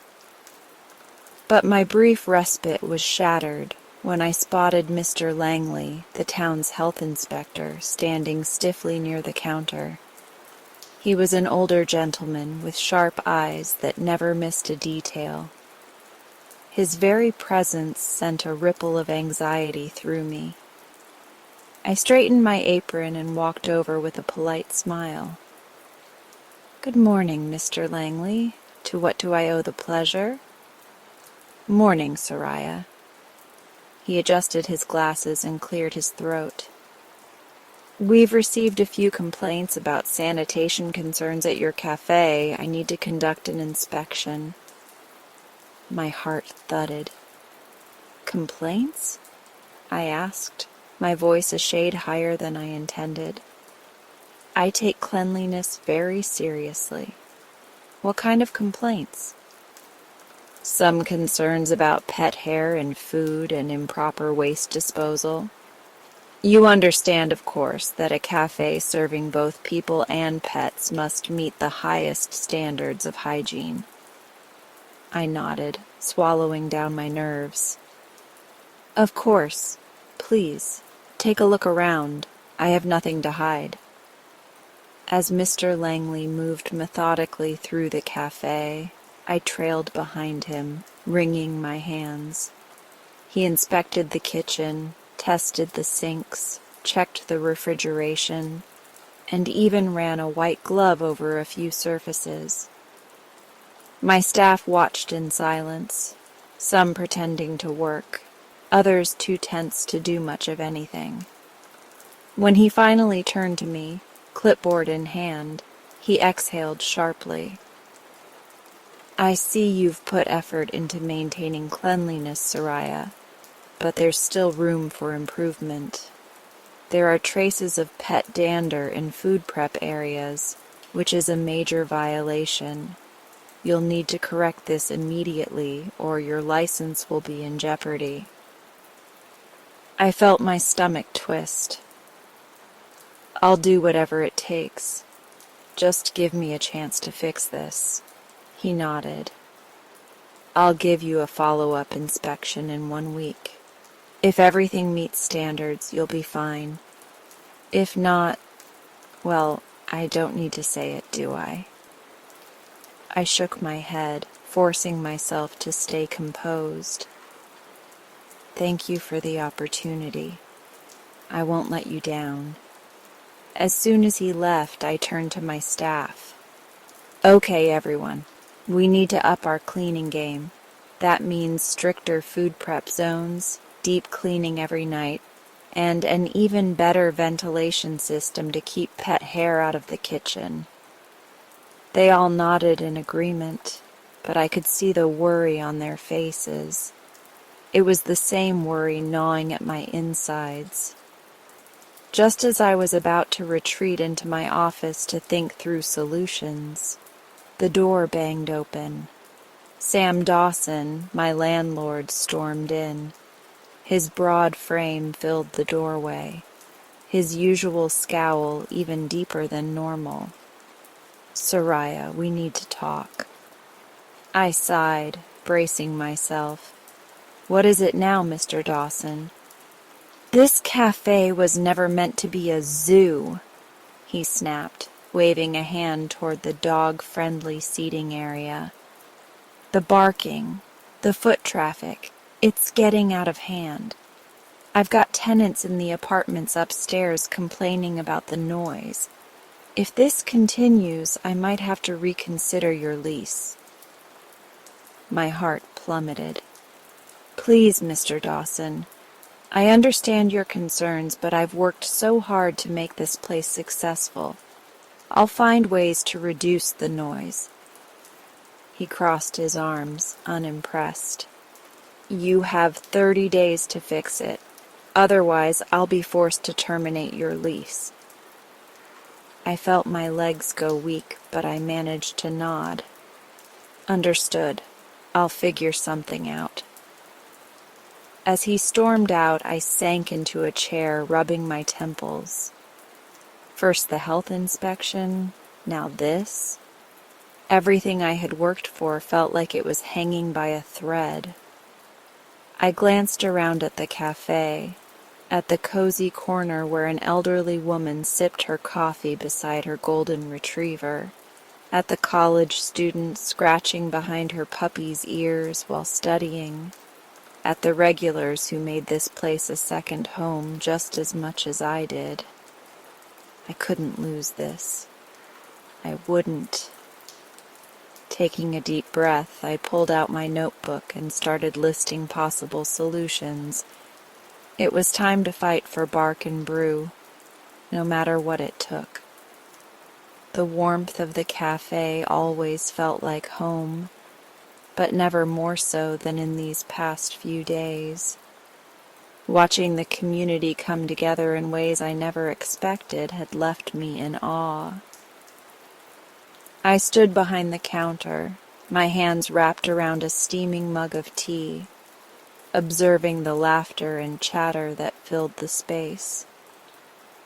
Even in the midst of uncertainty, there was a shared sense of purpose that couldn't be ignored.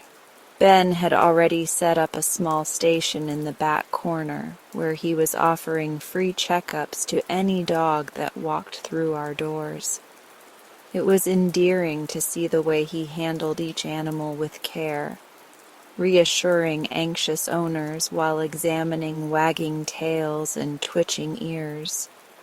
Just yesterday, he'd discovered an ear infection in a sweet old Labrador, much to the owner's gratitude.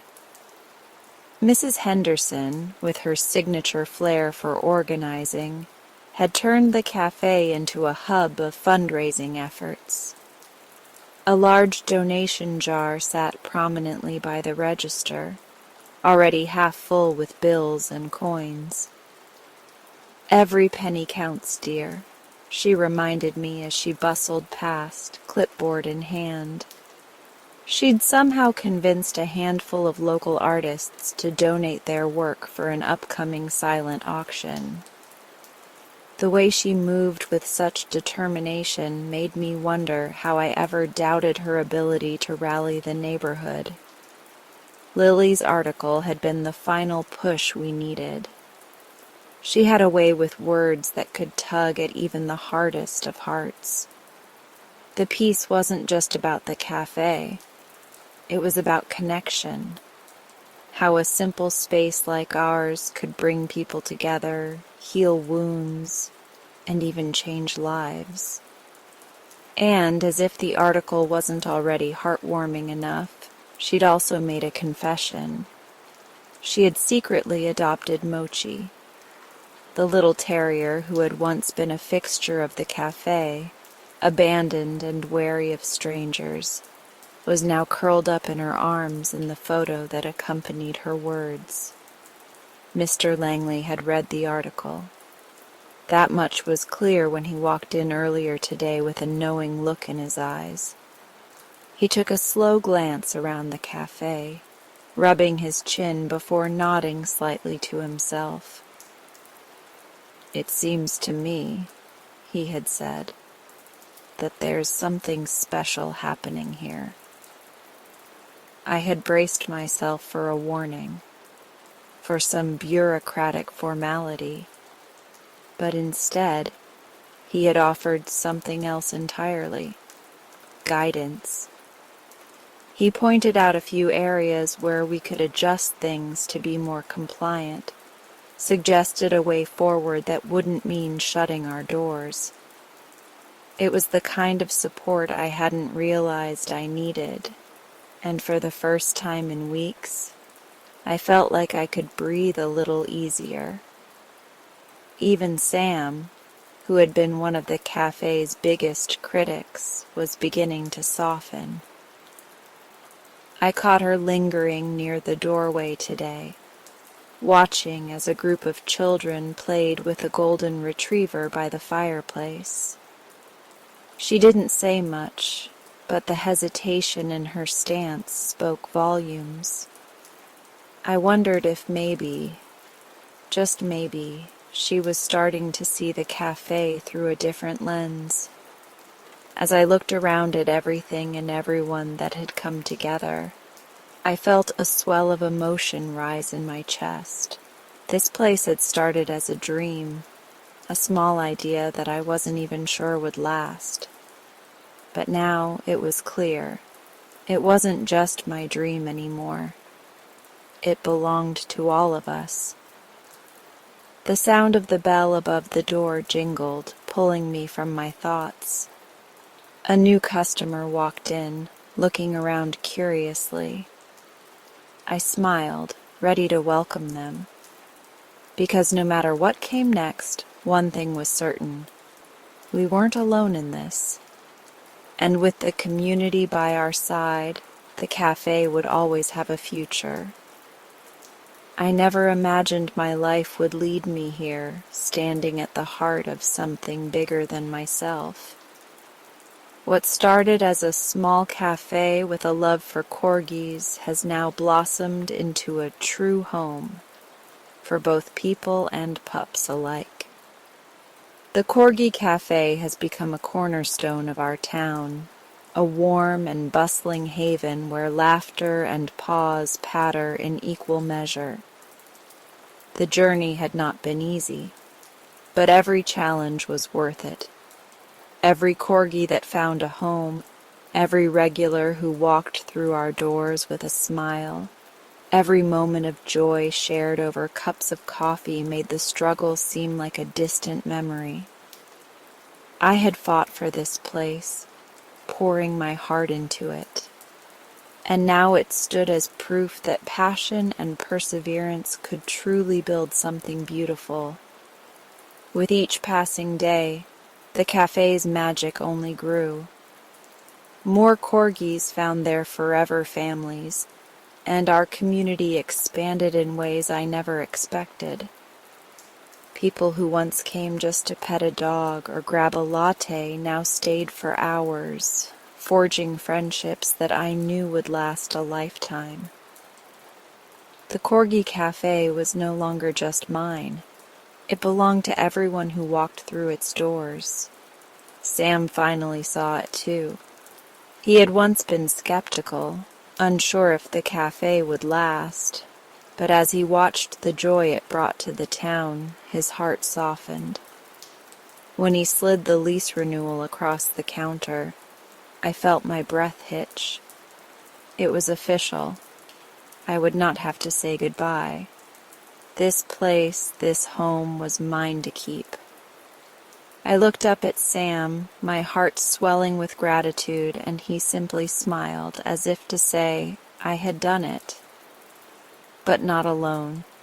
I had my friends, my team, my ever-growing family of corgi lovers and adopters, and of course the dogs themselves, who had given me so much love and purpose.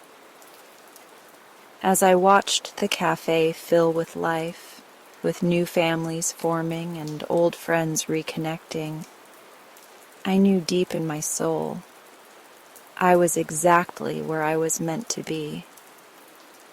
The Bark and Brew was more than a business. It was a home, a legacy, and the greatest adventure of my life. And I couldn't wait to see what the future held. The Literary Inn. I arrived at Milsria Wells on a late autumn afternoon, the crisp air tinged with the scent of fallen leaves and distant chimney smoke. The town, small and picturesque, exuded the charm of a forgotten novel. Cobblestone streets, ivy-clad bookshops, and a fountain in the town square where children played beneath the watchful gaze of a bronze poet I couldn't name. I had seen my fair share of towns like this in my years as a travel writer, but even so I felt something peculiar about Milsria Wells, as though it were plucked from the pages of a book. The Literary Inn stood at the end of a winding road, its facade a grand Victorian with ivy creeping up its dark wooden panels. The sign above the door, in elegant gold lettering, read, it was the kind of tagline that made me cringe. I wasn't here for whimsy. I was here to do a job, evaluate the inn for a travel feature, and move on. Margaret, the owner, greeted me at the door. She was a tall woman with streaks of silver in her chestnut hair, her eyes sharp as though she could see through my well-worn skepticism. "Daniel Prescott," she said, as if she had been expecting me. "Welcome to the Literary Inn." I nodded. "Thanks. I have a reservation under Prescott." "Of course," she said, leading me inside. The foyer smelled of old books and polished mahogany, with bookshelves lining the walls, each containing titles spanning every genre. There were nooks with velvet chairs where guests could curl up with a novel, and a fireplace crackled softly in the distance. Margaret handed me an ornate brass key. "You'll be staying in the Gatsby suite." I resisted the urge to groan. Of course, of all the literary masterpieces in existence, I had to be placed in the one novel I had always found infuriating. The excessive wealth, the superficial parties, the unreachable green light. I had no patience for Gatsby's obsession with the past. "That's quite the choice," I muttered. Margaret simply smiled, her expression unreadable. Each guest gets the story they need, not necessarily the one they want. I didn't bother questioning her logic. I was too tired from my travels, and the sooner I settled in, the sooner I could get this over with. The Gatsby suite was exactly what I had feared. A lavish space dripping in 1920s opulence. A four-poster bed draped in sheer white curtains, a grand chandelier dangling from the ceiling, and a balcony that overlooked a pristine garden, undoubtedly meant to be a stand-in for Daisy's dock. Even the wallpaper had an Art Deco flair, gold against navy blue, and the sitting area was adorned with vintage champagne glasses. I dropped my bag onto the plush armchair. The room was exquisite, no doubt, but it felt suffocatingly artificial. A knock at the door interrupted my thoughts. When I opened it, a couple stood before me, smiling warmly. "Hello," the older gentleman said. "We're the Montgomerys, Henry and Eleanor." "Daniel Prescott," I replied. "We saw Margaret assigning rooms and thought we'd introduce ourselves," Eleanor said. She was a petite woman with silver curls and an air of elegance that suited the setting. "We're in fitting," Henry chuckled. "It's where our story began." I raised a brow. "You met because of?" Eleanor laughed, a delicate sound. "Not quite, but let's just say we had our fair share of misunderstandings before we got it right." She gave her husband's hand a gentle squeeze, and there was something about the way he looked at her that made me uneasy. Not because it was unpleasant, but because it was rare. Genuine, unfiltered love. The kind of thing people like Gatsby spent their lives chasing, only to realize it had slipped through their fingers. "Well," I said, rubbing the back of my neck, "I hope your stay here brings back good memories." Henry nodded. "And yours, Mr. Prescott. Might just offer you a new perspective." I wasn't sure what to make of that. After they left, I poured myself a drink from the crystal decanter on the table. A note beside it read, I sighed. If this was Margaret's way of pushing me into Gatsby's world, she was doing a damn good job. That night I dreamt of a green light flickering across the water. The moment I stepped into the inn, the scent of aged paper and spiced tea curled around me like an old friend. I had been here before many years ago, but the walls still held their hushed reverence for stories, each volume on the shelves standing as a sentinel of knowledge and emotion. Margaret, the ever-watchful curator of literary journeys, stood at the reception desk, her eyes appraising me as though gauging the weight of my soul in pages. "Daniel," she said, tilting her head slightly, her warm voice a welcome melody against the hush of the lobby. "You're just in time. Your room is ready, and I believe I've chosen the perfect companion for your stay." I chuckled, setting my bag down at my feet. I wouldn't expect anything less. Margaret's selections had always been eerily accurate, as though she possessed some innate ability to peer past the surface of a person and match them to the literature they most needed.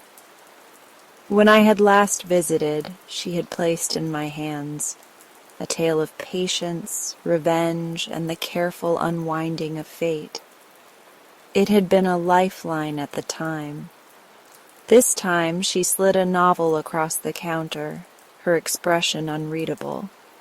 The cover bore the familiar silhouette of Sherlock Holmes, the title etched in gold. I frowned, running my fingers over the embossed lettering. "A detective story?" Margaret merely smiled. "This one chose you." I couldn't argue with that. With a nod, I took the book and followed the bellboy to my room, a quaint yet elegant suite with a four-poster bed, a writing desk by the window, and shelves stacked high with mystery novels, the Sherlock Holmes suite. A fitting choice, I supposed, though I wasn't entirely sure what mystery I was meant to unravel. The first night passed uneventfully. I lost myself in Holmes's world, revisiting the intricacies of his cases and marveling at Doyle's mastery of deduction. The whispers about the suite, however, began the next morning over breakfast. Lucy, her fingers wrapped around a steaming cup of tea, spoke in a hushed tone to James, who was begrudgingly flipping through beside her. "Did you hear? Someone who stayed in that room before saw something?" James snorted. "Saw what? A ghostly silhouette of Holmes himself?" Lucy shook her head, her expression unreadable. "Something hidden, something real." Their conversation piqued my curiosity. "Something hidden?"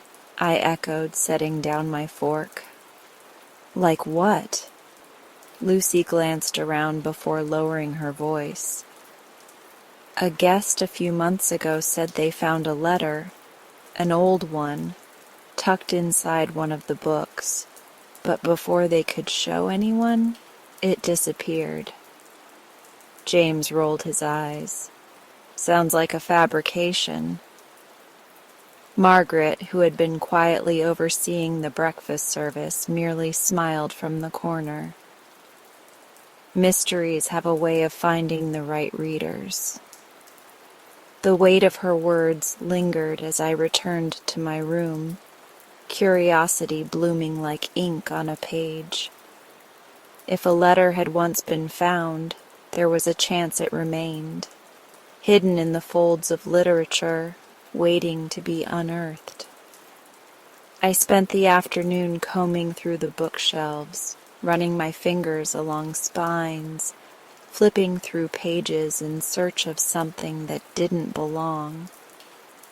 Hours passed, but nothing surfaced.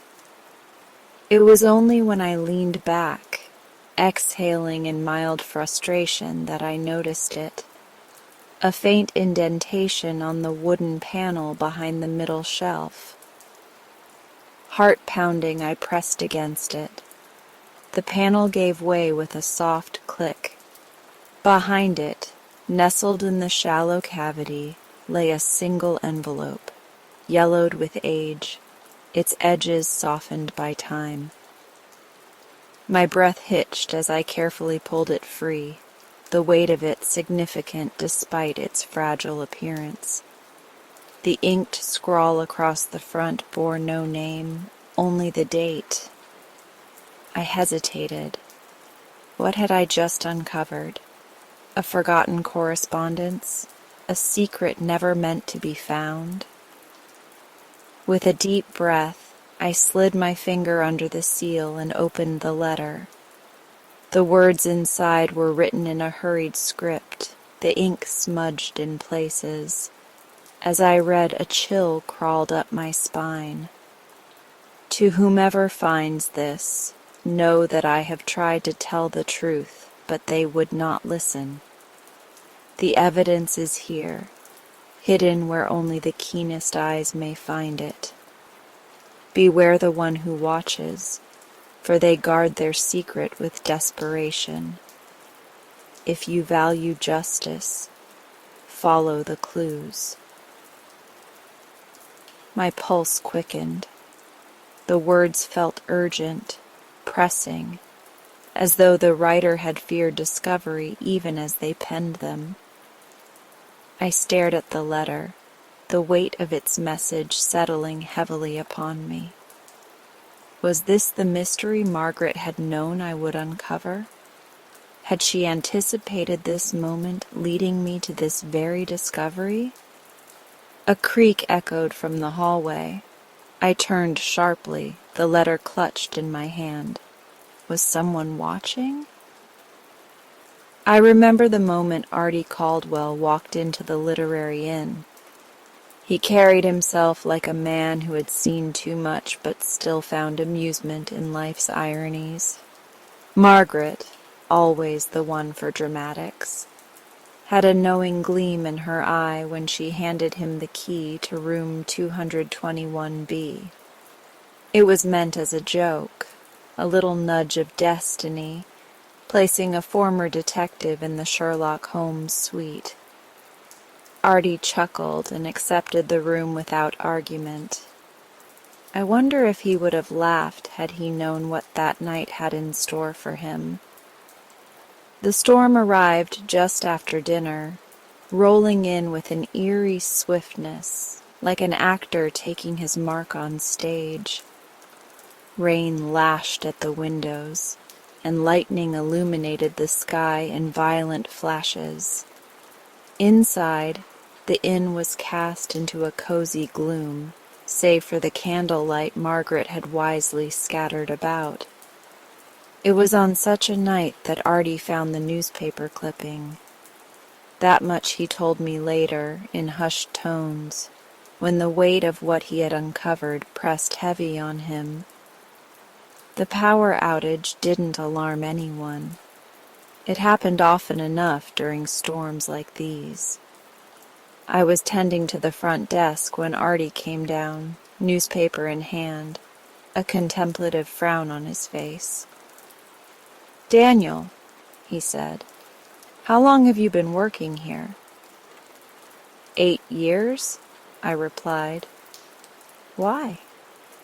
He hesitated, glancing around as if to make sure no one else was within earshot. The few guests present were enjoying their wine by the fireplace, unconcerned with the storm's fury outside. "Ever heard of Evelyn Hartley?" he asked. I thought for a moment. The name tugged at something in my memory, like a half-forgotten melody. "Maybe," I admitted. "Why?" Artie placed the newspaper on the counter and smoothed it out. The clipping was old, yellowed with time, the ink slightly faded. The headline read, beneath it was a grainy photograph of a young woman with bright eyes and a cautious smile. Evelyn Hartley. The article was dated nearly 4 decades ago. "She was last seen near this very inn," Artie murmured. "Vanished one night, never found." A chill settled over me, colder than the draft from the storm. "That article was in your room?" I asked. "In the desk," Artie confirmed, "tucked away in a hidden compartment. Someone wanted it kept, but not found easily." Before I could respond, a sharp sound echoed through the inn, a door creaking open, slow and hesitant. Artie and I exchanged glances before turning toward the source. The hallway leading to the guest rooms yawned with darkness, shadows flickering from the candlelight. Room 221B's door stood ajar. Artie reacted first, striding toward the room. I followed, heart pounding. The hallway felt colder, as if the storm had found a way inside. The moment we reached the doorway, Artie froze. A single candle flickered on the desk, casting long, shifting shadows. The newspaper clipping was no longer where Artie had left it. In its place was a slip of paper, folded once. He reached for it, and I saw the way his fingers tightened when he read the words scrawled in dark ink. I swallowed hard. "Was anyone in here?" Artie shook his head. "Not that I saw." A gust of wind rattled the window, but it was latched tight. There was no sign of forced entry, no footprints in the thin layer of dust near the desk. Someone had been here, but how? And why? The next morning the storm had passed, leaving behind a drenched town and a restless unease that settled over the literary inn like a heavy fog. Artie was up early, his mind already working, the moment Artie pried open the false bottom of the old wooden box. I felt the weight of the moment settle over me like an iron cloak. Inside, neatly folded, was a stack of yellowed papers, letters from the look of them, and at the very bottom, a faded photograph. Margaret hovered near the library's dim lamp, her fingers nervously smoothing over the pages of as if the book itself could whisper the answers we sought. Lillian Hawthorne stood by the fireplace, arms wrapped around herself, her eyes darting between us as if afraid that whatever we uncovered might shatter the fragile hope she carried. Her voice was quiet but firm. If those letters belonged to Evelyn, I need to see them. Artie, ever the meticulous one, set the letters carefully on the table and spread them out. I hesitated before joining him, already regretting getting involved in this mystery. I was a man of practicalities, not riddles buried in century-old ink. But something about this, the weight of Lillian's expectation, the unspoken promise in Margaret's gaze, made it impossible to walk away. The first letter was dated August 21st, 1902. The handwriting was elegant, the kind that belonged to someone who wrote often and wrote well. I exchanged glances with Artie. Margaret leaned in, her breath catching in her throat. "Hawthorne House?" she murmured. That was the old estate Lillian's family owned, wasn't it? Lillian nodded. It burned down in 1910, but no one ever knew why. The silence that followed was thick. I glanced at the rest of the letters, knowing they would only raise more questions than answers. Artie picked up the photograph and turned it towards the light. A woman, Evelyn we presumed, stood on the steps of an unfamiliar house. There was a shadow behind her, someone half hidden by the doorframe. The edges of the photo were singed as if it had survived a fire. I exhaled. So, what now? Margaret closed with deliberate care. Now, she said, we listen to what the books have been trying to tell us all along. And for the first time since we started, I wasn't sure I wanted to know what came next. I had spent my life chasing whispers of the past, but never had I felt the weight of a secret as I did now.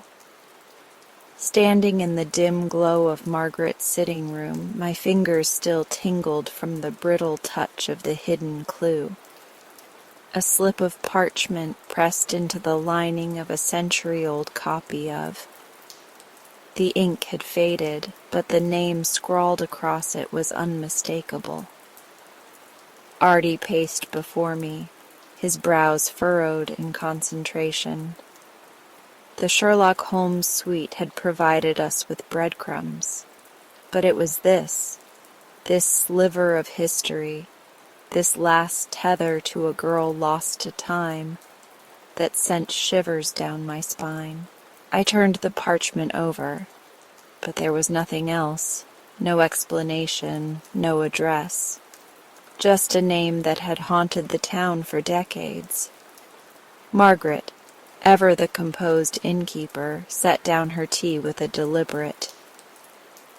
Mrs. Wren is the only person alive who saw Evelyn that night, she murmured.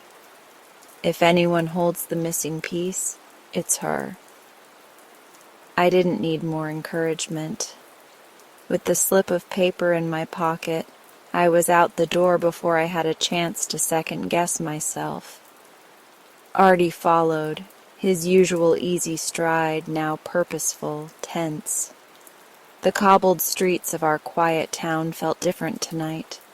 Every shadow stretched longer. Every lamp flickered as if aware of the weight of our task. Mrs. Wren's house was a relic of another era. Ivy curled around the porch columns, and the paint on the shutters had peeled into delicate curls, like the edges of an old letter. A single light glowed in the front window. I knocked twice, the sound muffled by the heavy wood. After a moment, the door creaked open. Mrs. Wren was a slight woman, her gray hair gathered in a bun at the nape of her neck. Sharp eyes, clouded slightly with age, met mine with a flicker of recognition. "You've come about Evelyn," she said, her voice barely above a whisper. Artie and I exchanged a glance. She had been expecting us. She ushered us in without another word. The inside of her home smelled of lavender and old paper. Books lined every available surface, stacked in precarious towers beside an armchair that had clearly seen years of use. She gestured for us to sit, but I remained standing, unable to shake the tension coiling in my chest. "You found something," she said, her gaze settling on me. I pulled out the slip of parchment, unfolding it carefully. This was inside a copy of In the Sherlock Holmes Suite. Her fingers trembled as she reached for it, running them across the faded ink as if the name itself were a ghost. "I should have told someone years ago," she murmured, "but I was afraid. And who would have believed an old woman?" My heart pounded. "Told them what?" She exhaled shakily, setting the parchment down as though it carried the weight of the past itself. "Evelyn came to me the night she disappeared." The air in the room thickened. Artie, for once, was silent. "She was terrified," Mrs. Wren continued, her voice heavy with memory.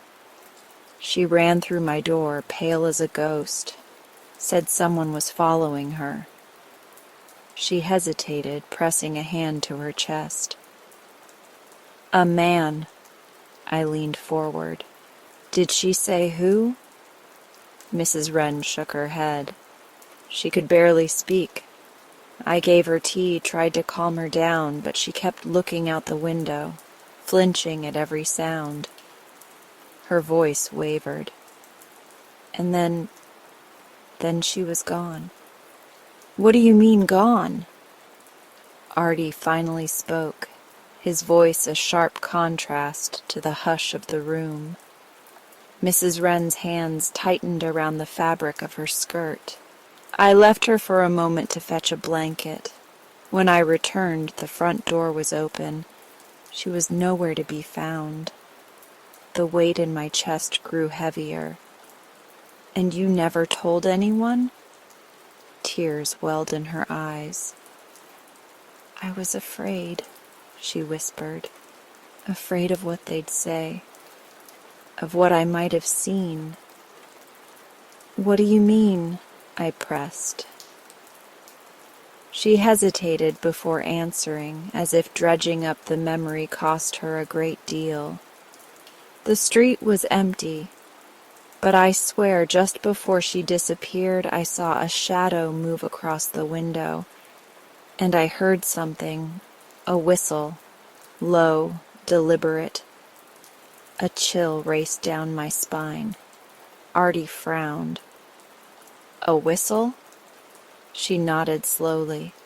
"Not a tune, just two sharp notes, almost like a signal." My mind raced. A whistle, a man in the shadows, a girl who vanished into the night. The pieces were starting to fit, but the picture they formed was one I wasn't sure I wanted to see. I swallowed hard. "Mrs. Wren? Did she say anything else?" Anything at all?" The old woman hesitated, then reached into the folds of her shawl, pulling out something small, something wrapped in yellowed cloth. She unwrapped it carefully, revealing a delicate locket. "She left this behind," she whispered. "I found it under the chair after she vanished." I took the locket with shaking hands. It was simple, unassuming, until I turned it over and saw the engraving on the back. 2 letters, intertwined. Artie cursed under his breath. I barely heard him over the sound of my own pulse roaring in my ears. J.W. John Whitmore, the name of the man who had owned the inn before Margaret, the man who had disappeared just months after Evelyn. I looked up at Mrs. Wren, my voice barely steady. "Did you ever hear that whistle again?" She met my gaze, and for the first time since we'd arrived, her fear was unmistakable. "Yes," she murmured. "Just last week." The room seemed to shrink around us. Margaret's Inn had been holding its secrets for years, waiting for the right moment to reveal them, and I had the sinking feeling that the moment was now. I sat in the dimly lit library of the literary inn, the fire crackling in the stone hearth, casting flickering shadows along the spines of leather-bound books. The scent of aged paper and a lingering trace of pipe smoke from guests long gone filled the air. Artie was across from me, swirling his glass of brandy, the firelight glinting off his round spectacles. We had just come from the study, where Mrs. Wren, her hands folded neatly in her lap, had confessed to knowing the truth all along. Evelyn Hartley had not been taken, murdered, or lost to time. She had simply run away. The weight of that revelation still pressed against my ribs, though its burden was different from what I had expected. There was no grand conspiracy, no dark and twisted end. Only a woman who had longed for something more and found it under a different name, in a nearby town where no one whispered behind her back or watched her with expectation. Artie had put it all together. Mrs. Wren's careful omissions, the inconsistencies in Evelyn's letters, the strange insistence from those who knew her that she would never have left without a trace. And yet, she had. "You look lost in thought," Artie mused, setting his glass down. "I am," I admitted. "I suppose I expected something different. Something tragic, maybe." "Not every story ends in tragedy, Daniel." I exhaled, leaning back in my chair. Her family thought she was dead. They grieved for her, suffered over her. And all the while she was living a new life a town over. Artie tilted his head. "Would you have rather found her in the river then, or buried in a forgotten field?" "No," I said quickly. "Of course not." I ran a hand through my hair. "I just keep thinking about stories, how we create them, how they shape us." Artie smiled, ever the teacher, the philosopher. "A story never truly ends, Daniel. It simply changes hands." I looked around the literary inn, its wooden walls filled with the echoes of past guests, their stories interwoven with the ones left behind. This place had given me more than a mystery to unravel. It had given me a new way to see the world. Mrs. Wren had retired for the night, exhausted from the weight of her confession. Tomorrow she would decide what to do next. Whether to tell Evelyn's family, to bring her back into the fold, or to let her remain where she was, untouched by the past. It wasn't my decision to make, and I was oddly at peace with that. Instead, my mind had settled on another mystery, the one sitting across from me in the form of Margaret. The innkeeper had been an enigma since the day I arrived. I had seen the way her gaze lingered on certain pages of old books, the wistfulness in her voice when she spoke of travelers who came and went. There was a story there, one she wasn't ready to tell, but I had time. "Margaret's hiding something," I murmured, watching as she cleared a table near the window, her movements precise, practiced. Artie followed my gaze and chuckled. "I'd wager she's hiding many things."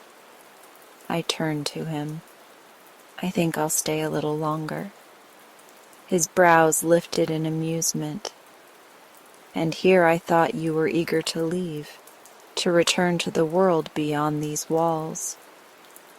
I glanced at the fire, at the way it danced and curled like the words of an unfinished novel. "I was, but I think there's another story here, one that hasn't been written yet." Artie nodded as if he had known all along that I wouldn't be leaving just yet. "Then I suppose we both have reasons to stay."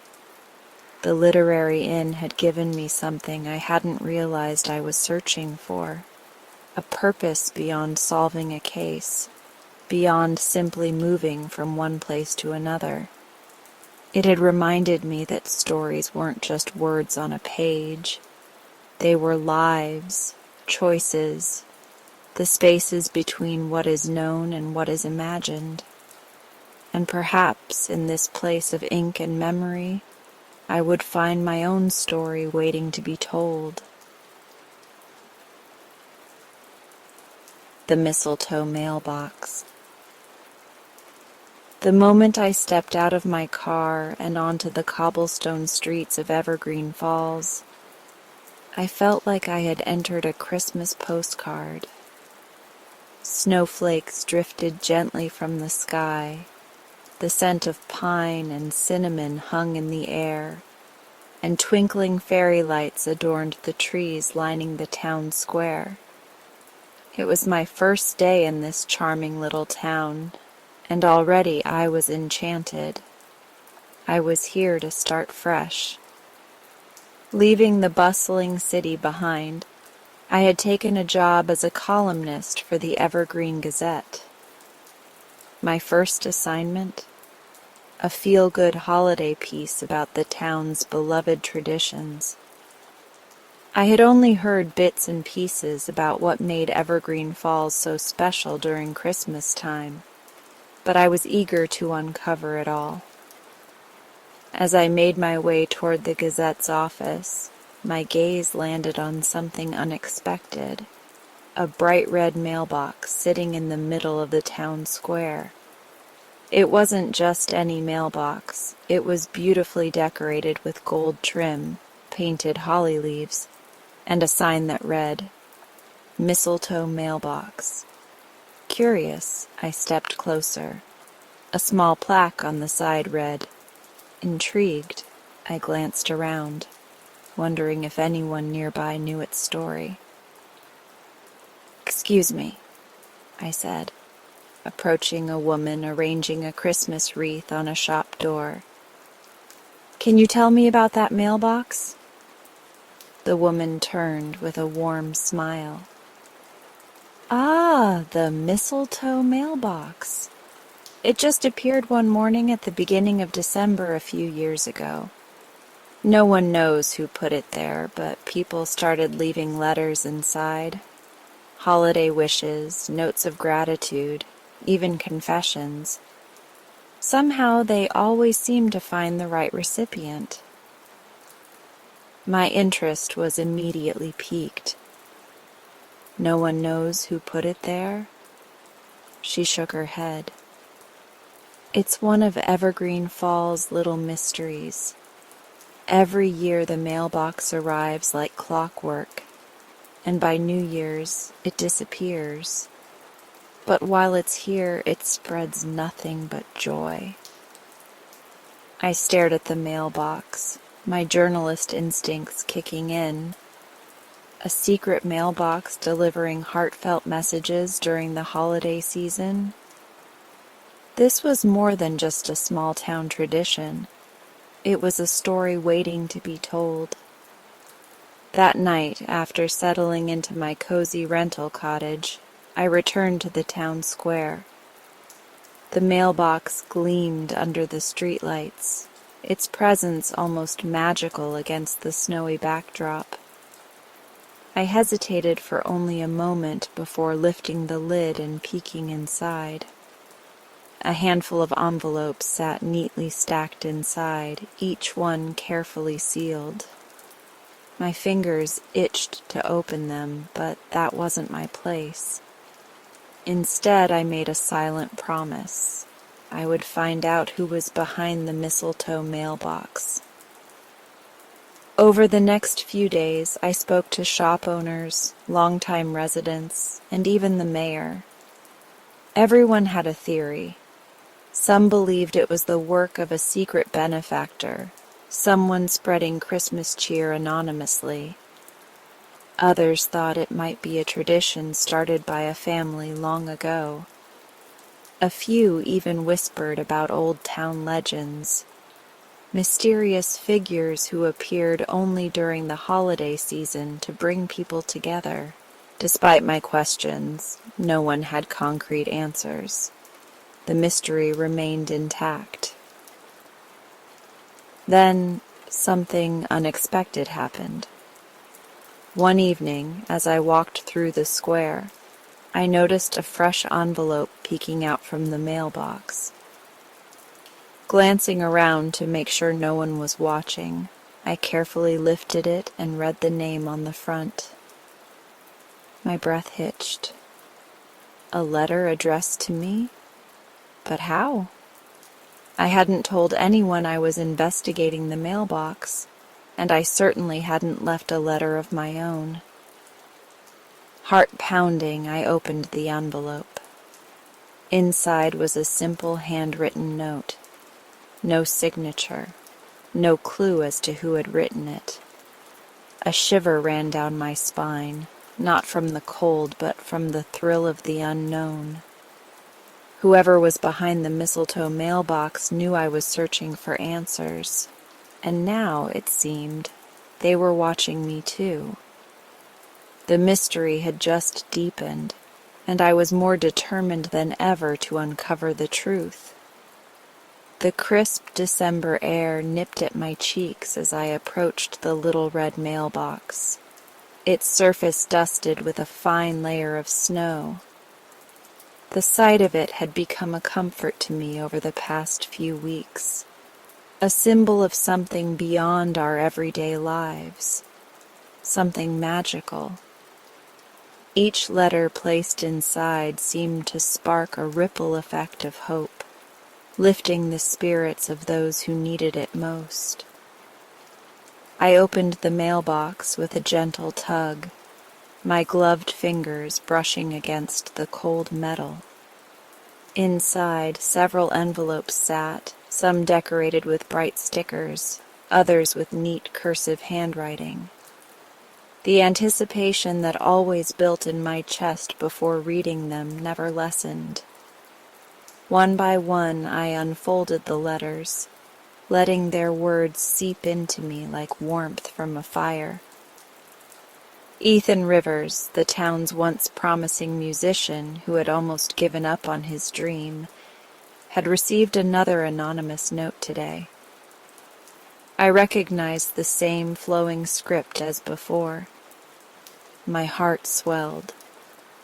I had seen Ethan last week at the coffee shop, absent-mindedly strumming his guitar while waiting for his order.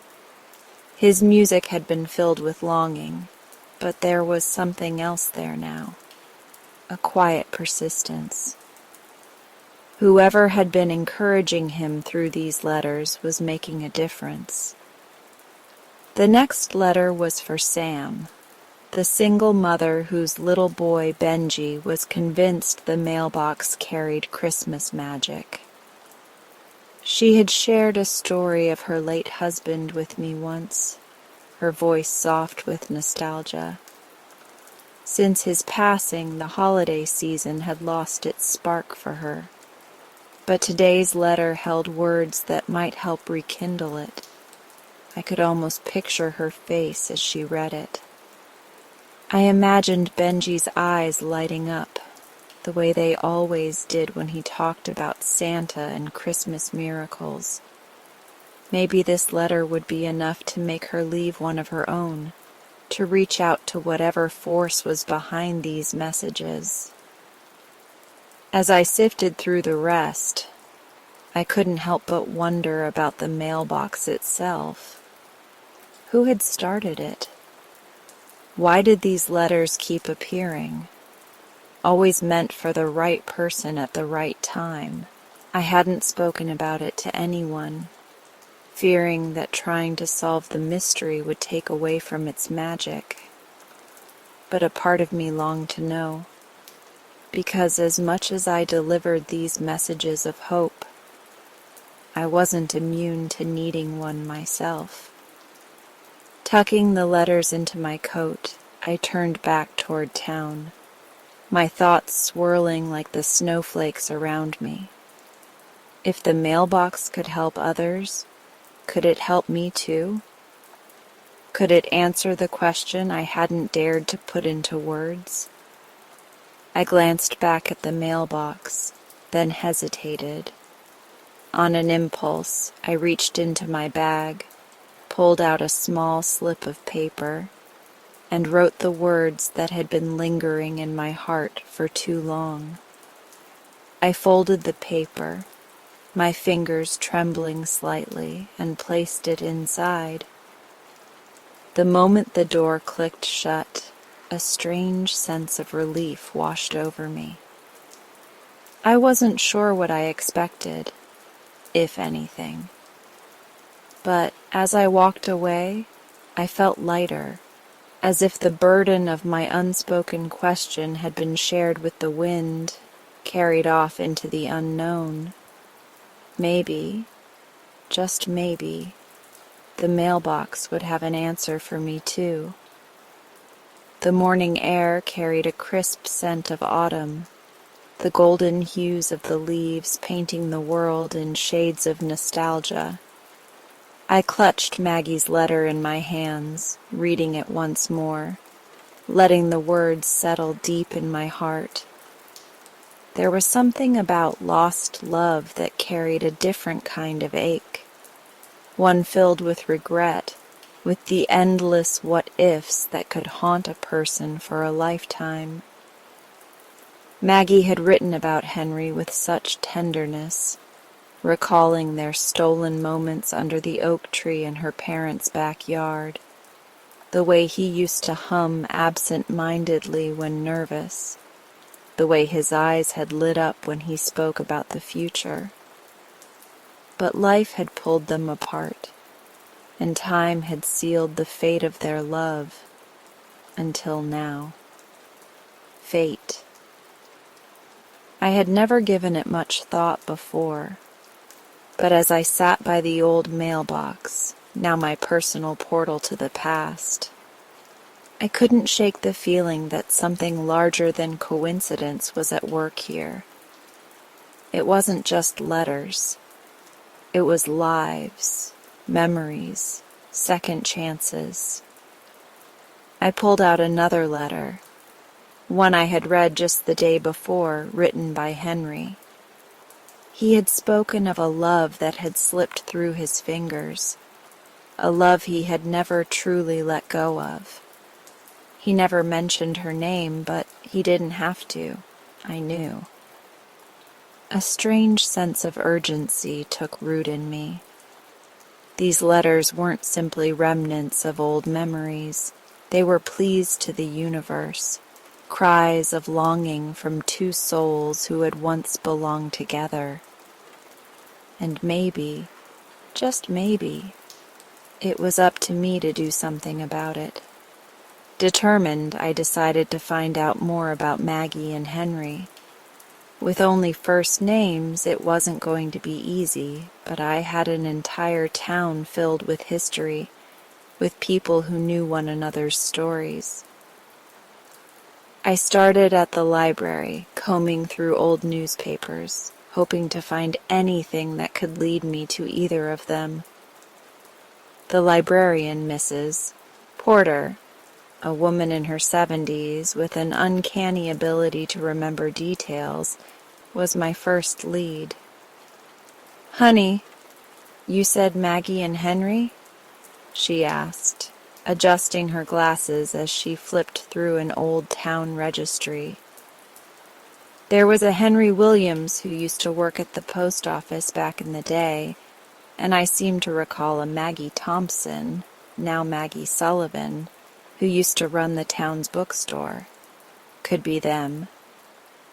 My heart leaped. I thanked her profusely and set off on my next mission. First stop, the bookstore. The bell above the door chimed as I stepped inside, the scent of aged paper wrapping around me like a warm embrace. Behind the counter stood an older woman with silver-streaked hair and kind eyes, absorbed in a book. "Excuse me," I said hesitantly. "Are you Maggie Sullivan?" She looked up, surprised. "That depends on who's asking." I took a deep breath. "I found a letter you wrote, about Henry." Her expression shifted, the guarded look fading into something softer, something vulnerable. "Henry," she whispered, as if saying his name aloud would summon ghosts. "You found my letter?" I nodded and carefully placed it on the counter. She stared at it, her fingers brushing the edge as if she were afraid to touch it. "I thought no one would ever read that," she murmured. I was young when I wrote it. Foolish." "Not foolish," I corrected gently. "Hopeful. And you weren't the only one." She looked up sharply. "What do you mean?" I pulled out Henry's letter. "He wrote one too." Her hands trembled as she reached for it, and as she read, tears welled in her eyes. "Oh, Henry," she whispered, a world of longing in those two words. I hesitated before speaking my next thought. "Maggie, he never forgot you. I think he still loves you." She pressed the letter to her chest, exhaling shakily.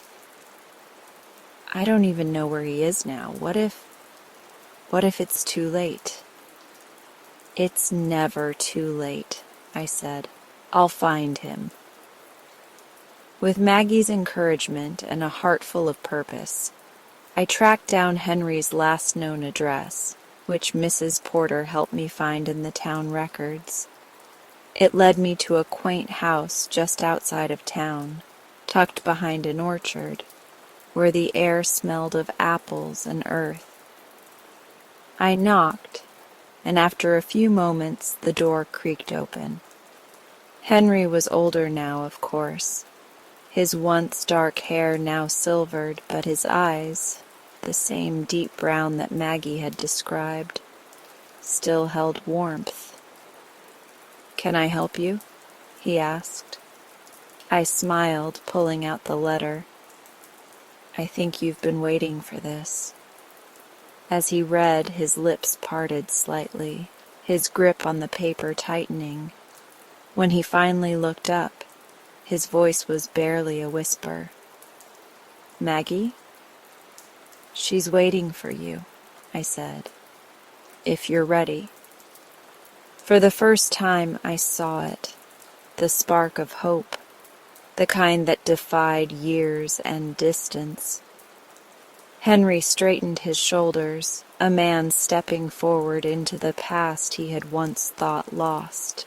And as I watched him walk down the path toward the love he never forgot, I realized that maybe, just maybe, the mailbox wasn't just about the past. It was about the future, too.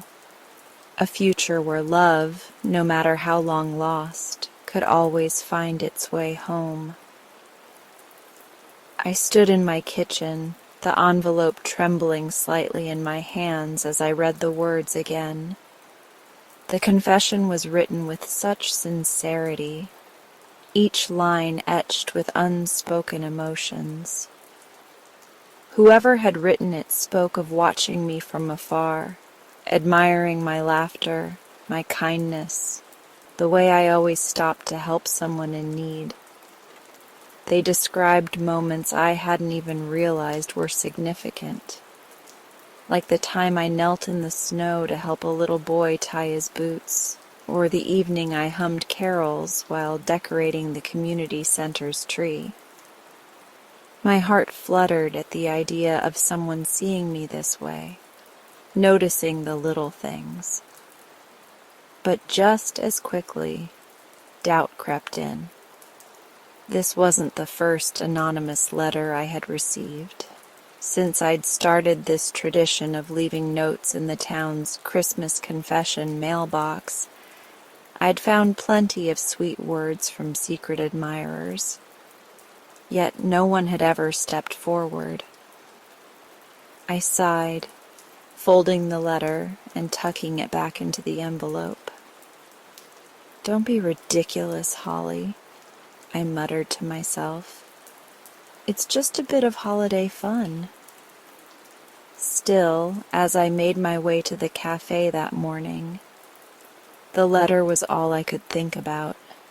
The handwriting felt familiar, strong, deliberate, yet with a touch of hesitation. But from whom, and why now? The smell of cinnamon and fresh brewed coffee greeted me as I stepped into Sugar Pine Cafe.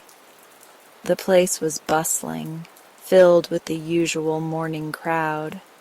Mrs. Lancaster reading her newspaper by the window, the Jensen twins debating over hot cocoa, and Becca, my best friend, already waving me over. "Okay," she said the moment I sat down. "Who is he?" I blinked. "Excuse me?" Becca grinned, reaching for my coffee. "Come on, you've got that look.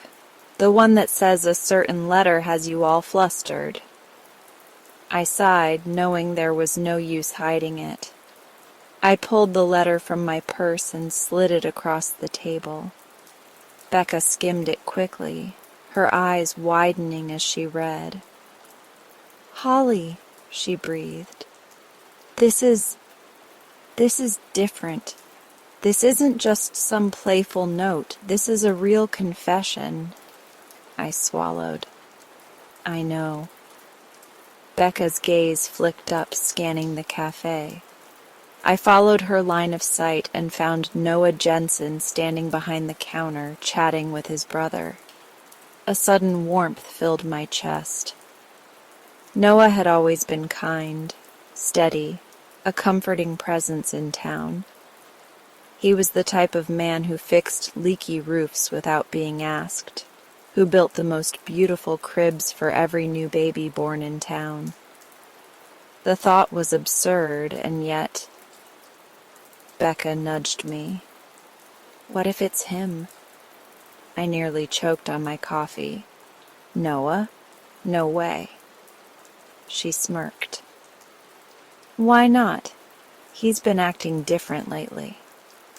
I scoffed, but something in my heart tugged at the idea.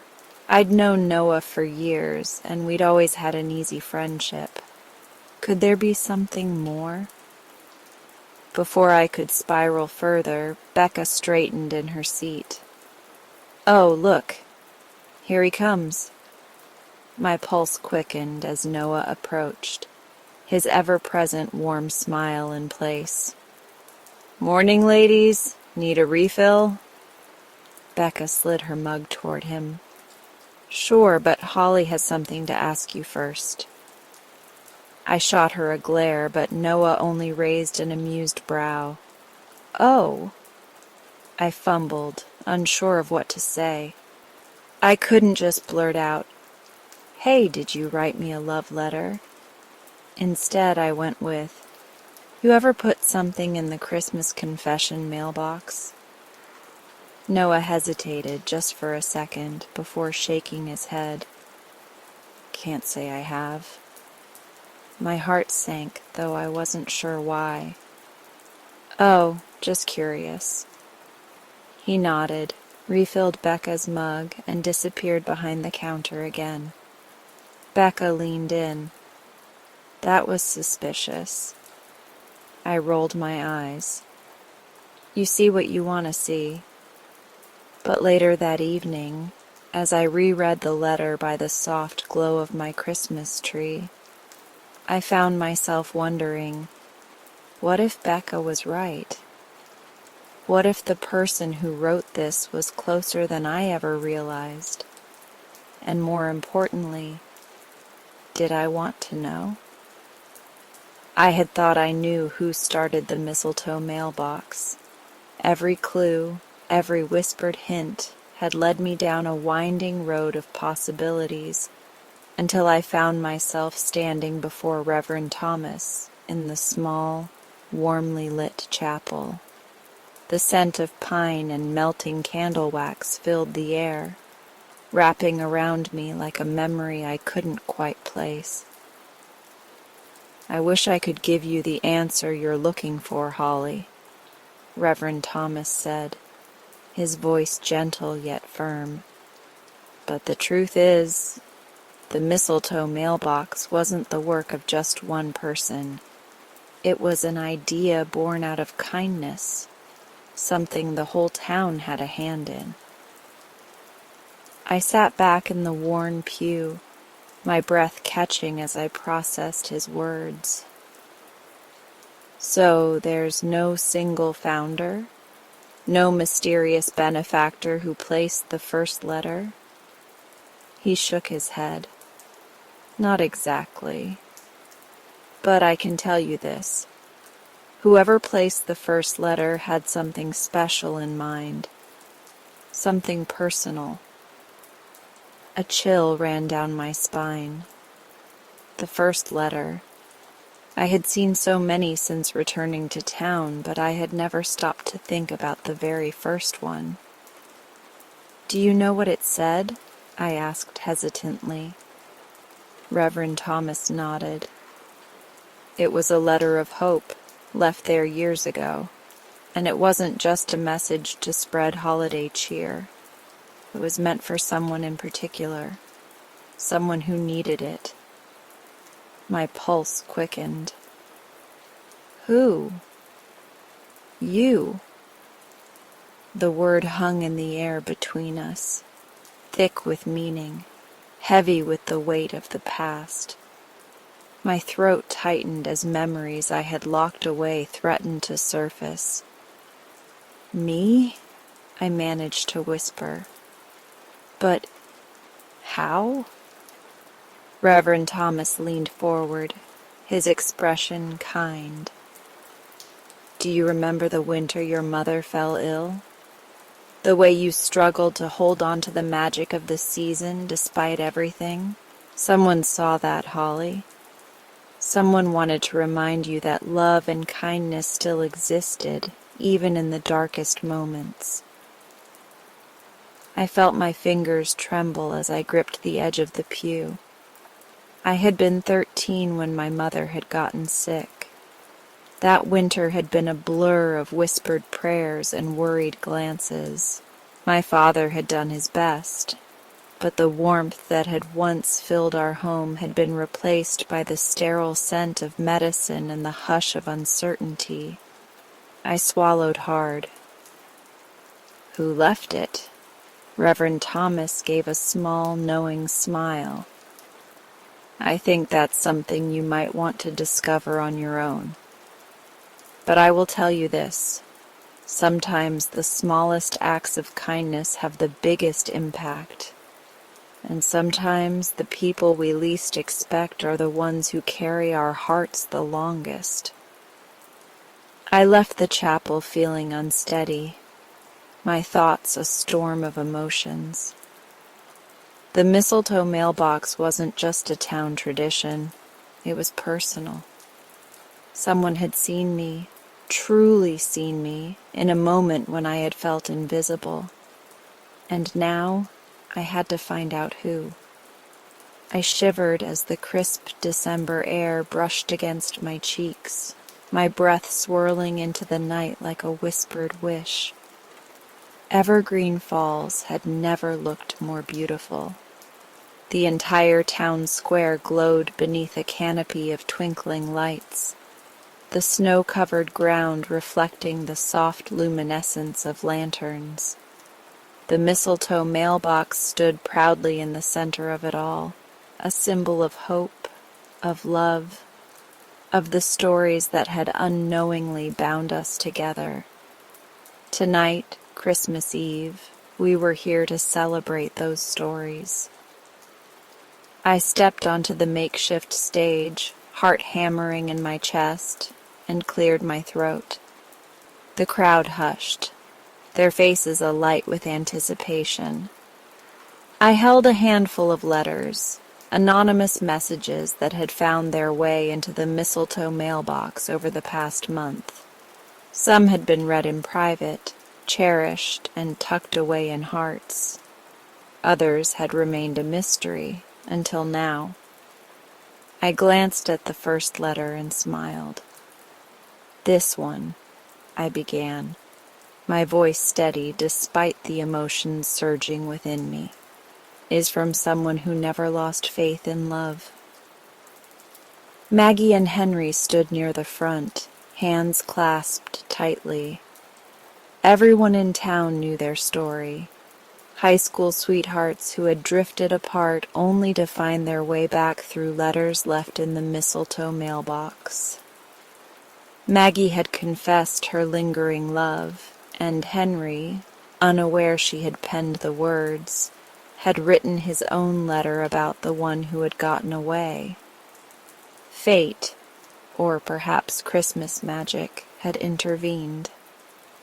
I read Maggie's letter aloud, my voice soft but clear.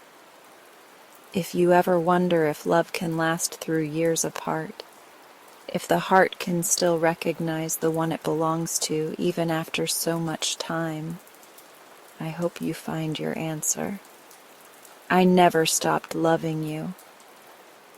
There was a collective sigh from the crowd, a few sniffles, and then Henry turned to Maggie, pulling her into his arms. Cheers erupted, and I felt my heart swell. I wiped away a tear and picked up the next letter. "This one is for someone who has given so much to our town, and tonight it's time we give back." Ethan, standing off to the side, stiffened. He had been struggling for months to keep his beloved bookstore afloat, though he had never once asked for help. Yet the town had noticed. The mistletoe mailbox had noticed. To the man who has given us stories, adventure, and the gift of imagination, we want you to know you are not alone, I read. Your bookstore is more than a shop, it's a home for dreamers. So tonight, we make you a promise. Evergreen Falls will not let its storyteller go unheard. Ethan's eyes glistened as the mayor stepped forward, presenting a check. A donation raised in secret by the townspeople. Gasps of surprise filled the air as Ethan choked back a disbelieving laugh. "I don't know what to say," he murmured. "Say you'll keep telling stories," someone called out. And so he did, right then and there, reciting a passage from his favorite Christmas tale. Laughter and applause rang out, a warmth spreading through the chilly night. I exhaled, feeling the weight of so many emotions settling in my chest. The night had unfolded like a dream, one miracle after another. But there was still one letter left. I hesitated, recognizing the neat handwriting on the envelope. My fingers trembled as I opened it. "This one," I whispered, "is for me." A hush fell over the crowd, and my eyes sought Noah's. He stood at the edge of the gathering, hands tucked into his coat pockets, a flicker of nervousness in his gaze. I read aloud. "To the girl who believes in magic, in love, and in second chances. You once told me that Christmas has a way of bringing people home, of making hearts braver. So here I am, Holly, standing before you with my heart in my hands, because loving you isn't something I can keep locked away. It's the truest thing I know." A lump formed in my throat. The world faded into a blur of twinkling lights and softly falling snow. Noah took a step forward, then another, until he was right in front of me. "Holly," he murmured, "tell me it's not too late." Tears welled in my eyes, but they weren't from sadness. "It's never too late," I whispered. The moment his arms wrapped around me, the town erupted into cheers. Snowflakes danced around us, and somewhere a choir began to sing. It felt as if the whole world had conspired for this very moment. Evergreen Falls had come together not because of mystery, but because of love. The mistletoe mailbox had given us something we hadn't even known we needed. A reminder that connection is the greatest gift of all. As I kissed Noah beneath the twinkling holiday lights, I knew this Christmas would be one we'd never forget. It was a night of miracles, of beginnings, of love, and it was only just the start.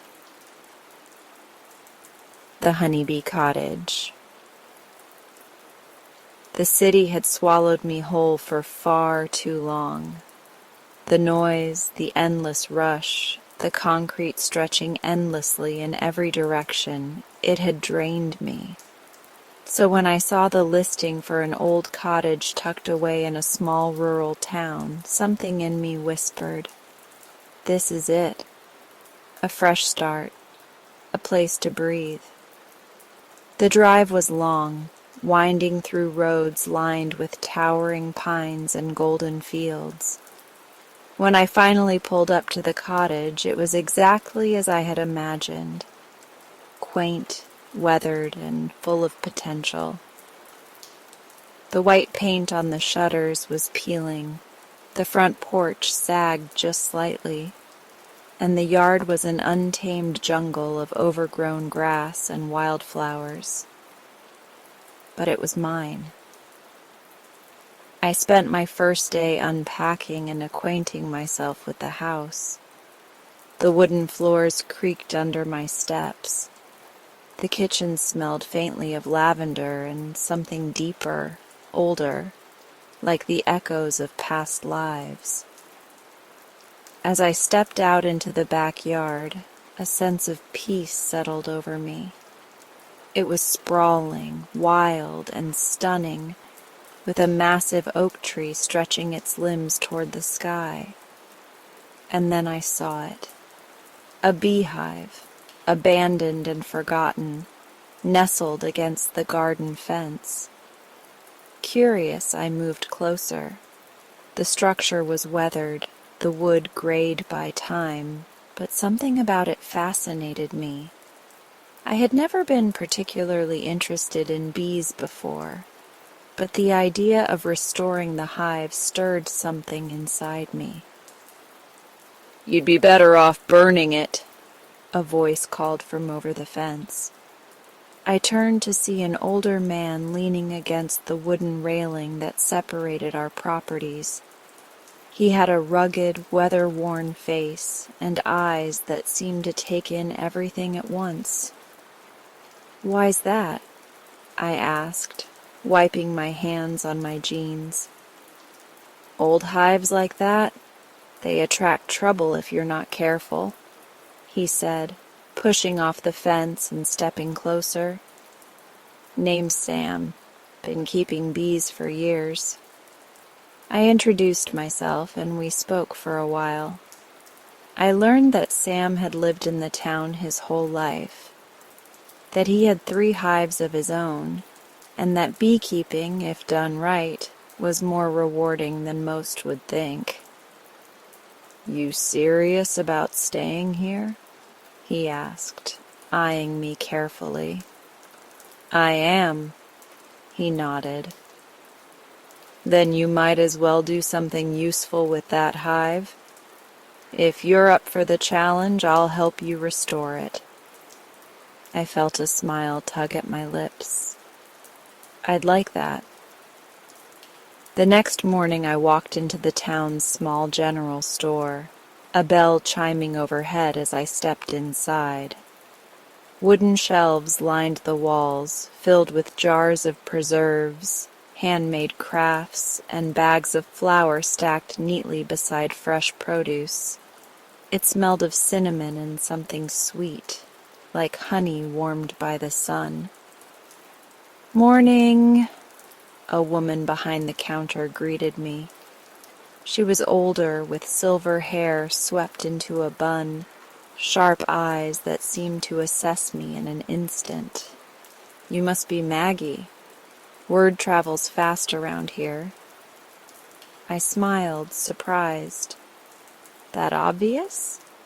She chuckled. "Small town, we don't get many new folks. I'm Ruby." She extended a hand and I shook it. "Well, nice to meet you, Ruby." She tilted her head, looking at me with something between curiosity and amusement. "So what's the story? Why here?" I hesitated, then answered honestly. Needed a change, a quieter life. Her gaze softened slightly. "You'll find quiet here, all right. But just so you know, folks around here, they don't take to outsiders too quick." I nodded, taking in the warning beneath her words. I wasn't naive. I knew that small towns had their ways, their rhythms. I had to earn my place. She gestured toward a shelf filled with honey jars. "Sam mentioned you might be poking around an old hive." I laughed. "Word really does travel fast," she smirked. "Just don't go getting yourself stung in more ways than one." I left the store with a jar of honey and a new awareness that this fresh start might not be as simple as I had hoped. But as I stepped outside, feeling the sun on my face and the jar warm in my hands, I knew one thing for sure. I was exactly where I needed to be. I stood at the edge of the old wooden fence, watching Elliot Barnes inspect his last remaining hive. His movements were slow but sure, hands steady despite the years that had weathered them. The hum of the bees filled the crisp morning air, a constant soothing presence. I wanted to be part of that rhythm, to understand it, to move with it instead of against it. Elliot glanced at me from under the brim of his worn-out hat. "You're still here?" His voice carried the weight of skepticism, but there was a hint of curiosity too.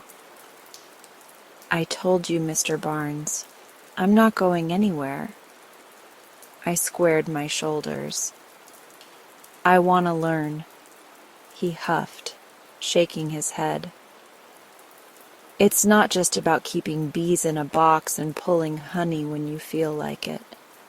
They take care, patience. You ready for that? I nodded, feeling the truth of his words settle deep in my chest. Fine, he muttered. You follow my rules. You listen more than you talk, and you show up on time. Otherwise, don't waste my breath. It wasn't exactly a warm welcome, but it was enough. The next few days passed in a blur of early mornings and aching muscles. I met Owen Carter at the plot I'd picked for my apiary, a patch of land at the edge of my property that caught the morning sun. He arrived in an old pickup, a toolbox rattling in the back. "You sure about this?" he asked, pushing his sleeves up. His arms were lined with scars, the kind that spoke of hard work and harder lessons. "I am," I said, handing him a cup of coffee. "Are you?" He took a sip, studying me. "Guess we'll find out." Owen worked like a man with something to prove. In a way, I understood that. We weren't so different, both trying to build something new, to find purpose in a life that hadn't exactly gone as planned. Elliot, true to his word, didn't waste time coddling me. He taught me how to read the hive's mood by their hum, how to spot the queen, and how to handle the frames without disturbing the colony's intricate order. Every day I left his place exhausted, the scent of honey and smoke clinging to my clothes. "Beekeeping ain't about control," Elliot told me one afternoon as we watched the bees return from their foraging trips. "It's about understanding, respect." I was beginning to understand. The first time I got stung, I cursed loud enough to make Elliot chuckle. "Part of the job," he said, handing me a cold compress. I gritted my teeth. "Yeah, well, it hurts." He nodded. "Hurts worse when you fight it. Relax next time. Bees don't sting unless they think they have to." It was a lesson I took to heart, not just about bees, but about life. Fighting everything didn't always work. Sometimes you had to move with the current instead of against it. Owen built the frames for my hives with careful precision, his hands steady despite the roughness of them. He rarely talked about himself, but I saw the weight he carried. Some days he showed up looking more tired than usual, the ghosts of old battles still clinging to him. "You ever keep bees before?" I asked one afternoon as we set up the first hive. He shook his head. "No, but I like building things." There was something unspoken in his words. Maybe, like me, he was trying to rebuild more than just a beekeeping setup. The day the first hive arrived, I felt a mix of excitement and fear. The wooden box was alive with movement, thousands of tiny bodies working in perfect harmony. Elliot stood beside me, arms crossed. "Now's the moment of truth," he said. "They'll know if you're ready." I took a slow breath and opened the hive, my hands steady despite my nerves. The bees moved around me, their wings beating against the warm summer air. For the first time in a long time, I felt like I was exactly where I was meant to be. I never expected that my life would take this turn. Yet, standing at my little wooden stall at the farmer's market, watching the golden honey glisten in the morning sun, I felt a sense of peace I hadn't known in years. The customers were kind, their curiosity genuine as they admired the jars lined up neatly before them, each one filled with the labor of my tiny, buzzing companions. Linda arrived not long after I had set up, carrying a basket filled with small cloth-wrapped packages. "Good morning, Maggie," she chirped, her auburn curls bouncing as she moved. "Morning, Linda," I replied, smiling as I handed a jar of honey to an older gentleman. He nodded his thanks before dropping a few bills into my cash tin. "I brought something for us to try," Linda said, placing one of the little packages in front of me. I unwrapped it carefully, revealing a small bar of soap that smelled faintly of lavender and honey. "You made this?"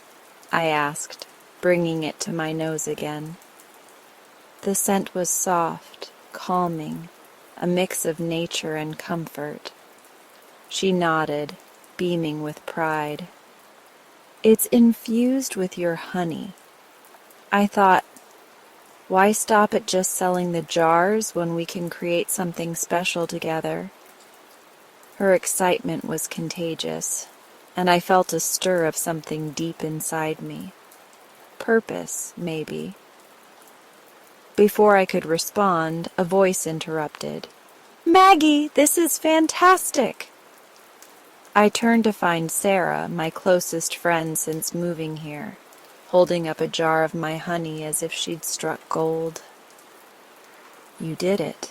You actually did it." "I guess I did," I said, exhaling a small laugh. "I still can't believe it."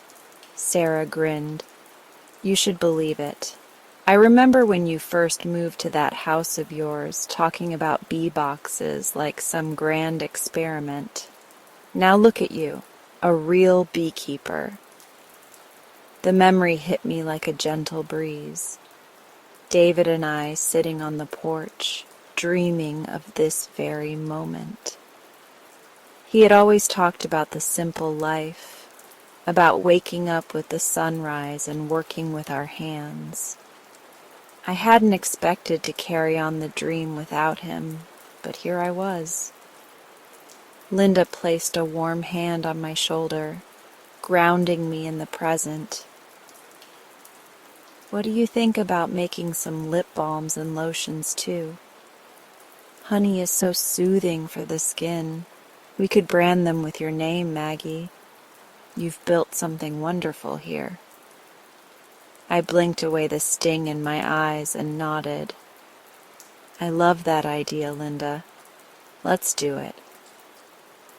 The rest of the morning passed in a flurry of sales and friendly conversation.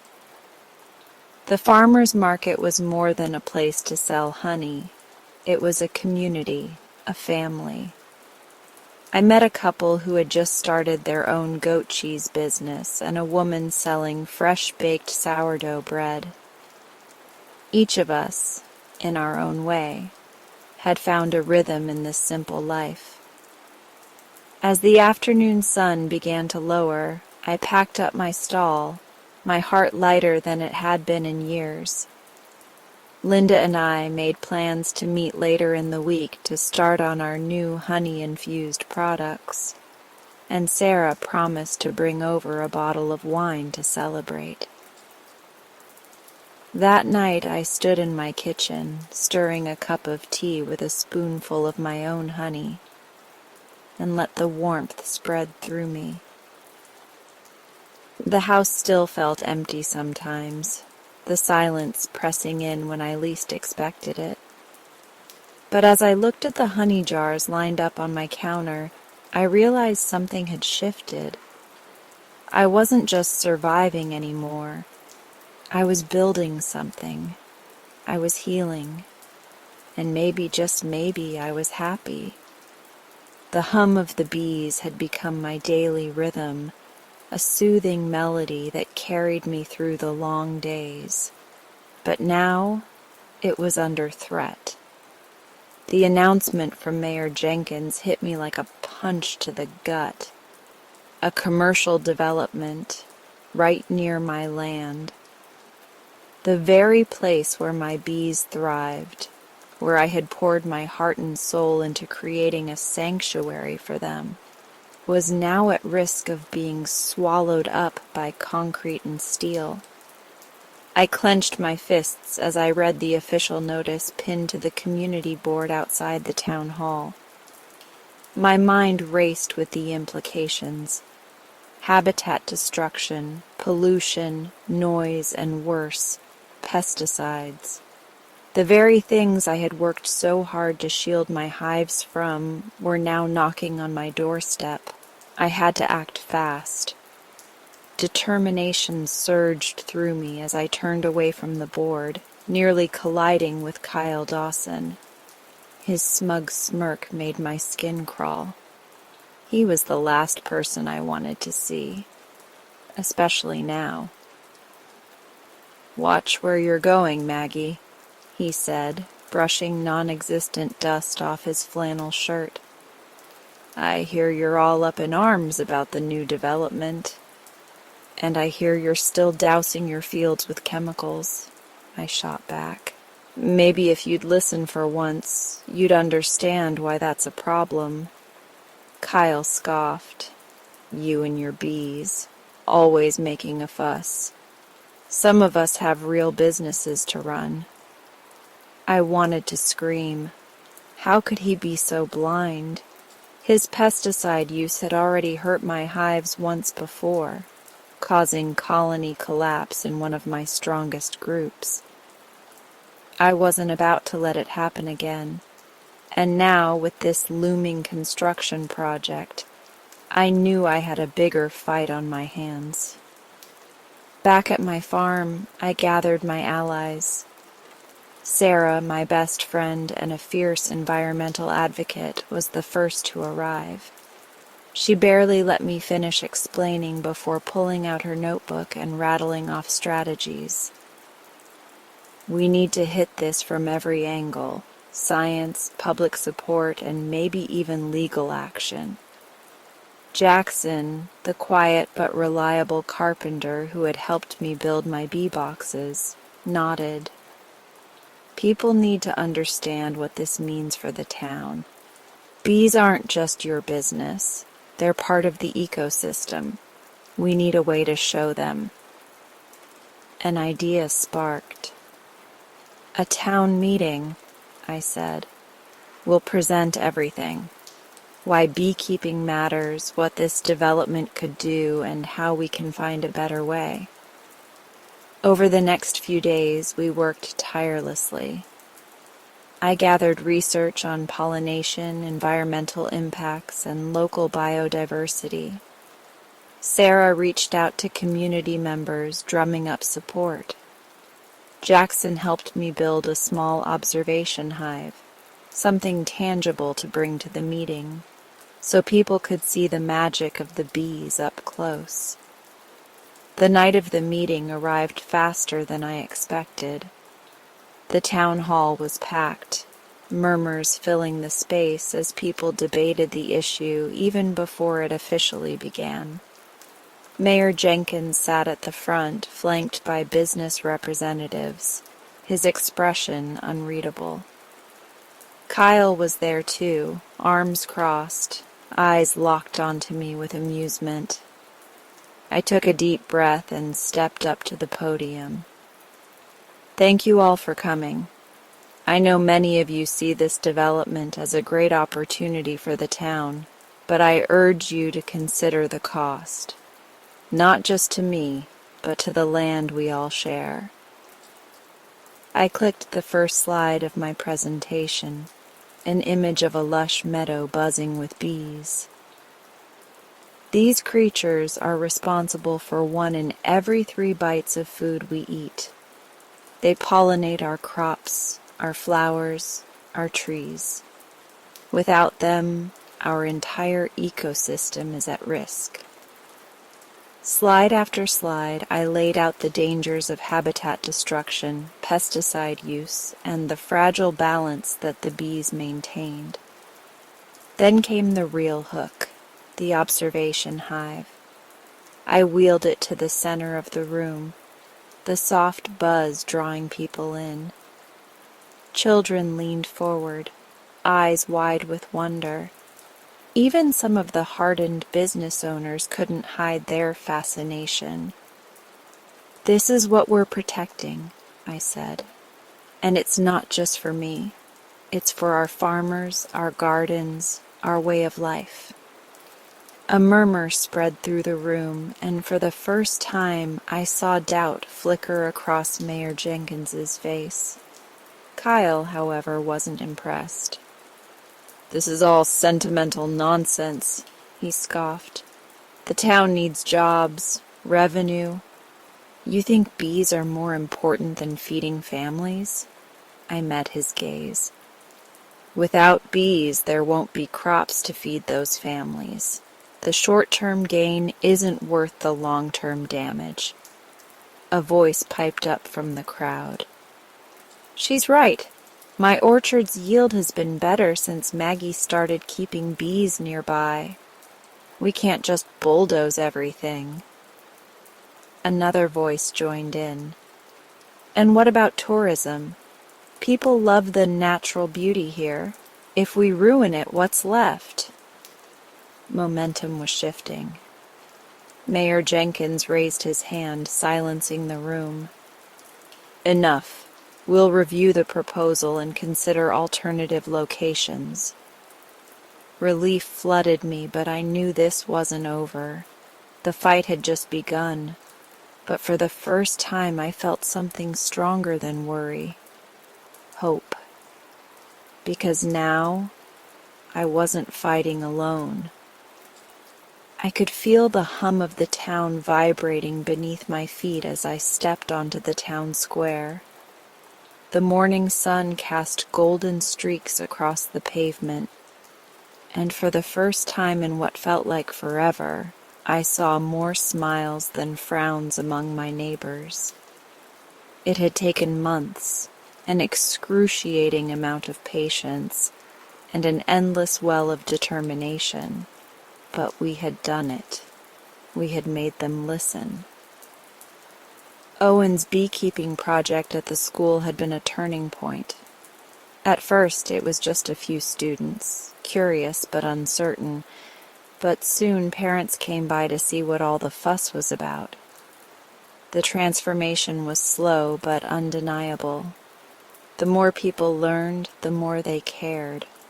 Bees were no longer seen as mere stinging nuisances, but as essential creatures, the lifeblood of our orchards and gardens. And in a town like ours, where farming and nature had always been intertwined, that realization carried weight.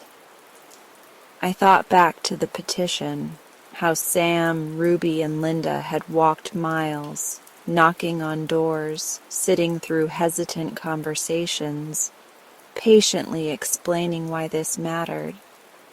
Some people had slammed doors in their faces. Others had listened and slowly signed their names. Even Elliot, who had once scoffed at the idea of fighting against the development, had changed his stance. His years of experience as a farmer made him a valuable ally, and once he was on board, more people followed.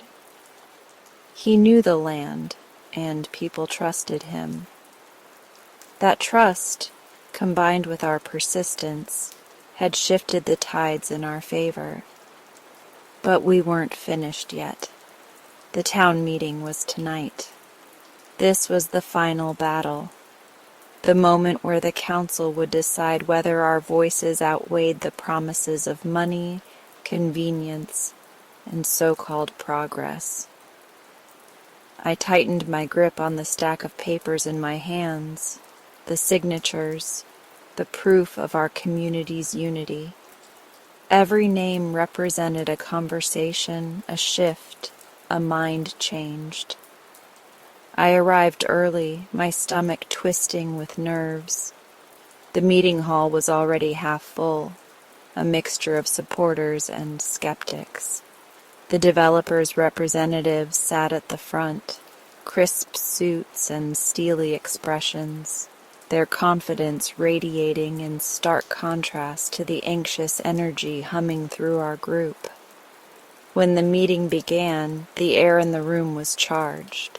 The mayor, a man who prided himself on practicality, called the session to order and invited both sides to speak. I took a deep breath, feeling the weight of so many eyes upon me, and stepped forward. "My name is Maggie Harper," I began, my voice steadier than I felt. "I was born and raised in this town. Like most of you, I've watched it change, grow, and adapt. But what we're discussing today isn't just about change. It's about the cost of that change." I scanned the room, meeting familiar faces, some kind, some skeptical, some unreadable. Bees are the reason our crops flourish. They pollinate our fruit trees, our flowers, our fields. Without them, our town will suffer, not just environmentally, but economically. If we allow this development to move forward, we risk destroying something we can't replace. I turned slightly, gesturing toward Owen, who sat among his students.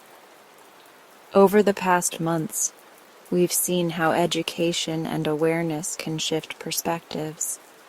We've seen children, our future, embrace beekeeping, learning to respect and protect the very creatures that help put food on our tables. I held up the petition, my hands steady despite my racing heart. This petition has over 500 signatures, 500 people who believe this town is worth preserving as it is. We are not against progress, but we are against reckless destruction in the name of it. Silence stretched across the room as I stepped back.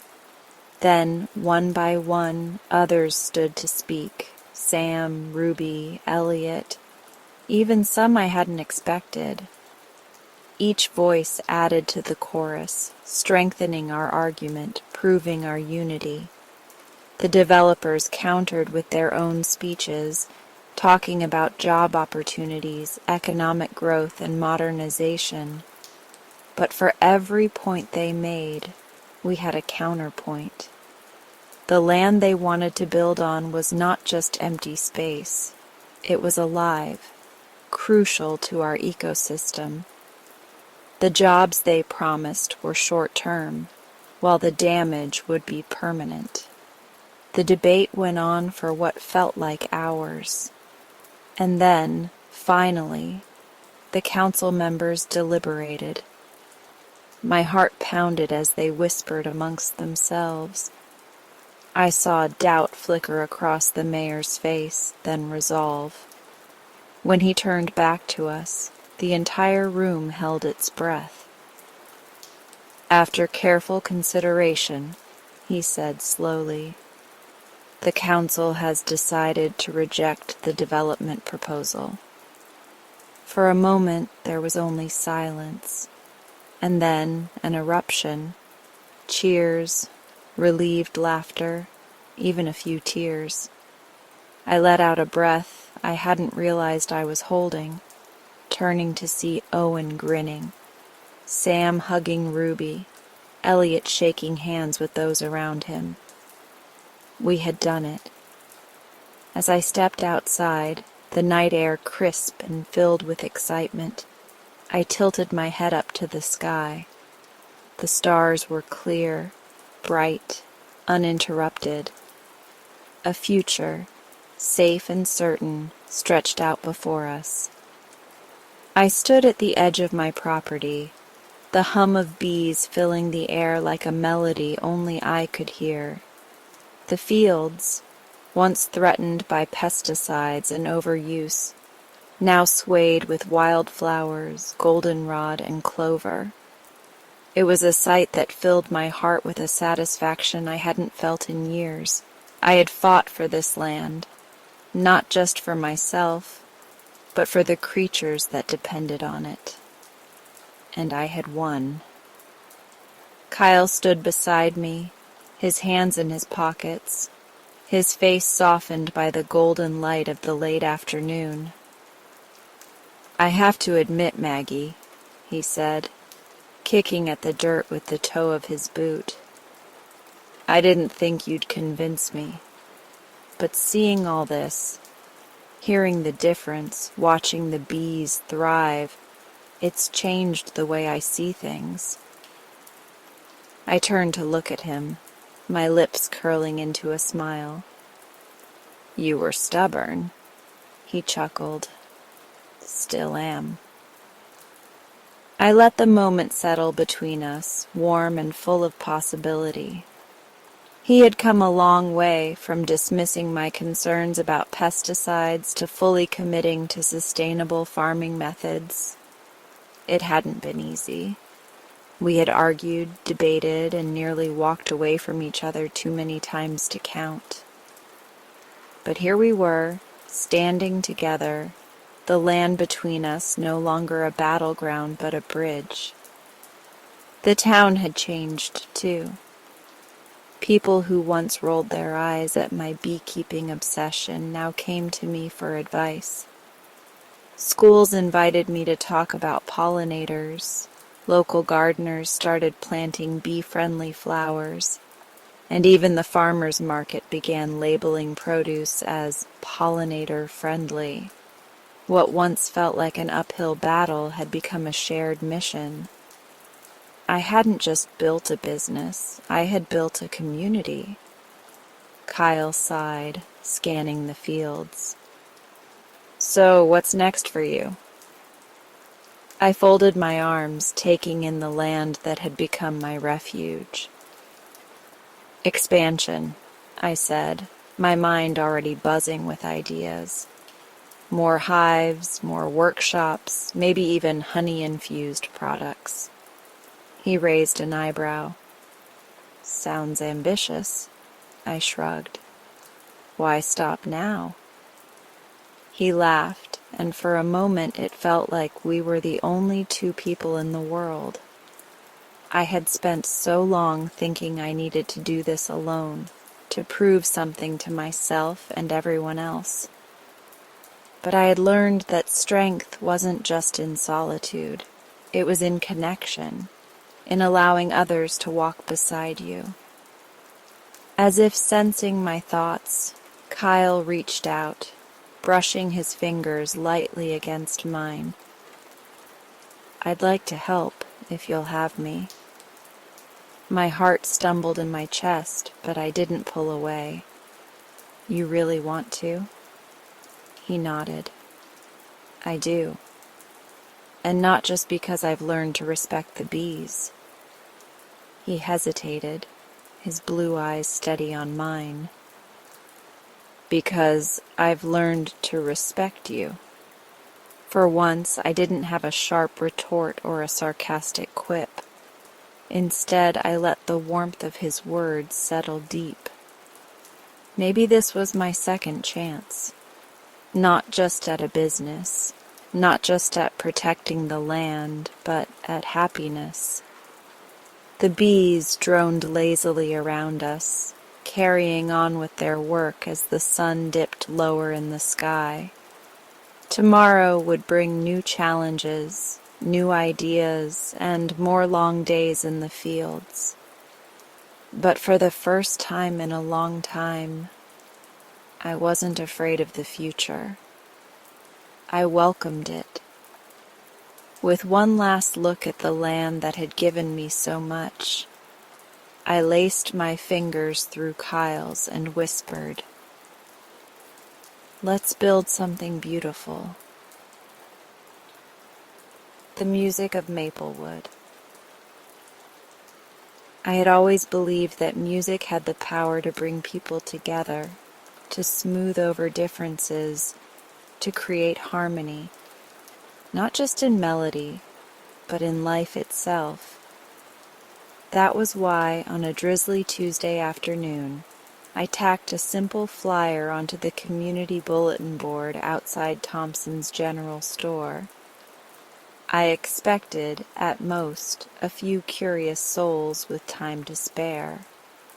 Perhaps the retired librarian, Mrs. Wilkes, or young Ben from the bakery, who was always humming while kneading dough. Instead, the town turned up in all its bizarre, chaotic glory. The first to arrive was Joe, the local butcher. A towering man with a thick beard and forearms like tree trunks, Joe looked more suited for a wrestling ring than a choir.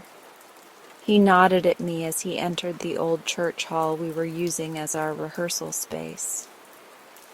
"Never sung a note in my life," he said. "Figured I'd give it a go." When he opened his mouth for the first warm-up, the deep, velvety resonance of his voice nearly knocked me off my feet. Then came Miss Higgins, the notoriously cantankerous owner of the antique shop on Main Street. I had never seen her smile, not even when she sold me an overpriced metronome last winter. She surveyed the group with a critical eye and scoffed. "Let's get this over with," she said. But when she sang, she transformed. A dramatic soprano, every note soared with the force of a seasoned performer. She gestured wildly with her hands, closing her eyes as though transported to another world.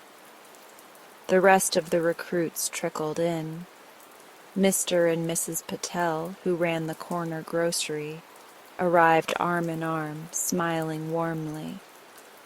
Mr. Patel confessed he had a terrible, terrible voice, but that his wife had convinced him to join because, in her words, community is more important than pride.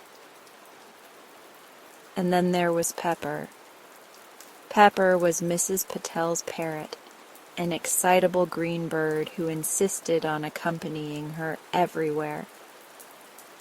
As soon as we began our first scale, Pepper flapped his wings and shrieked in off-key echo. "Don't mind him," Mrs. Patel called cheerfully over the cacophony. "He just loves music." I wasn't convinced, but what could I do? The choir was open to all, after all. Our first rehearsal was, to put it lightly, a disaster. Joe boomed out his part with such gusto that he drowned out the sopranos. Miss Higgins insisted that everyone was singing the wrong notes, even when she was the one off pitch. Pepper, thrilled by the noise, screeched every time we reached a high note. And poor Mr. Patel, bless his heart, was so off-key that I suspected he might have invented a new musical scale entirely. Yet, amidst the chaos, something wonderful happened. Laughter rang through the old church hall. Strangers became friends. Miss Higgins, for the first time in my memory, smiled, actually smiled, as she scolded Joe for shouting, not singing. Week after week we met. Slowly, painfully we improved. I taught Joe how to soften his notes, turning his booming voice into something almost operatic. Miss Higgins, despite her diva tendencies, began coaching the others rather than criticizing. Mr. Patel's confidence grew, though his pitch did not.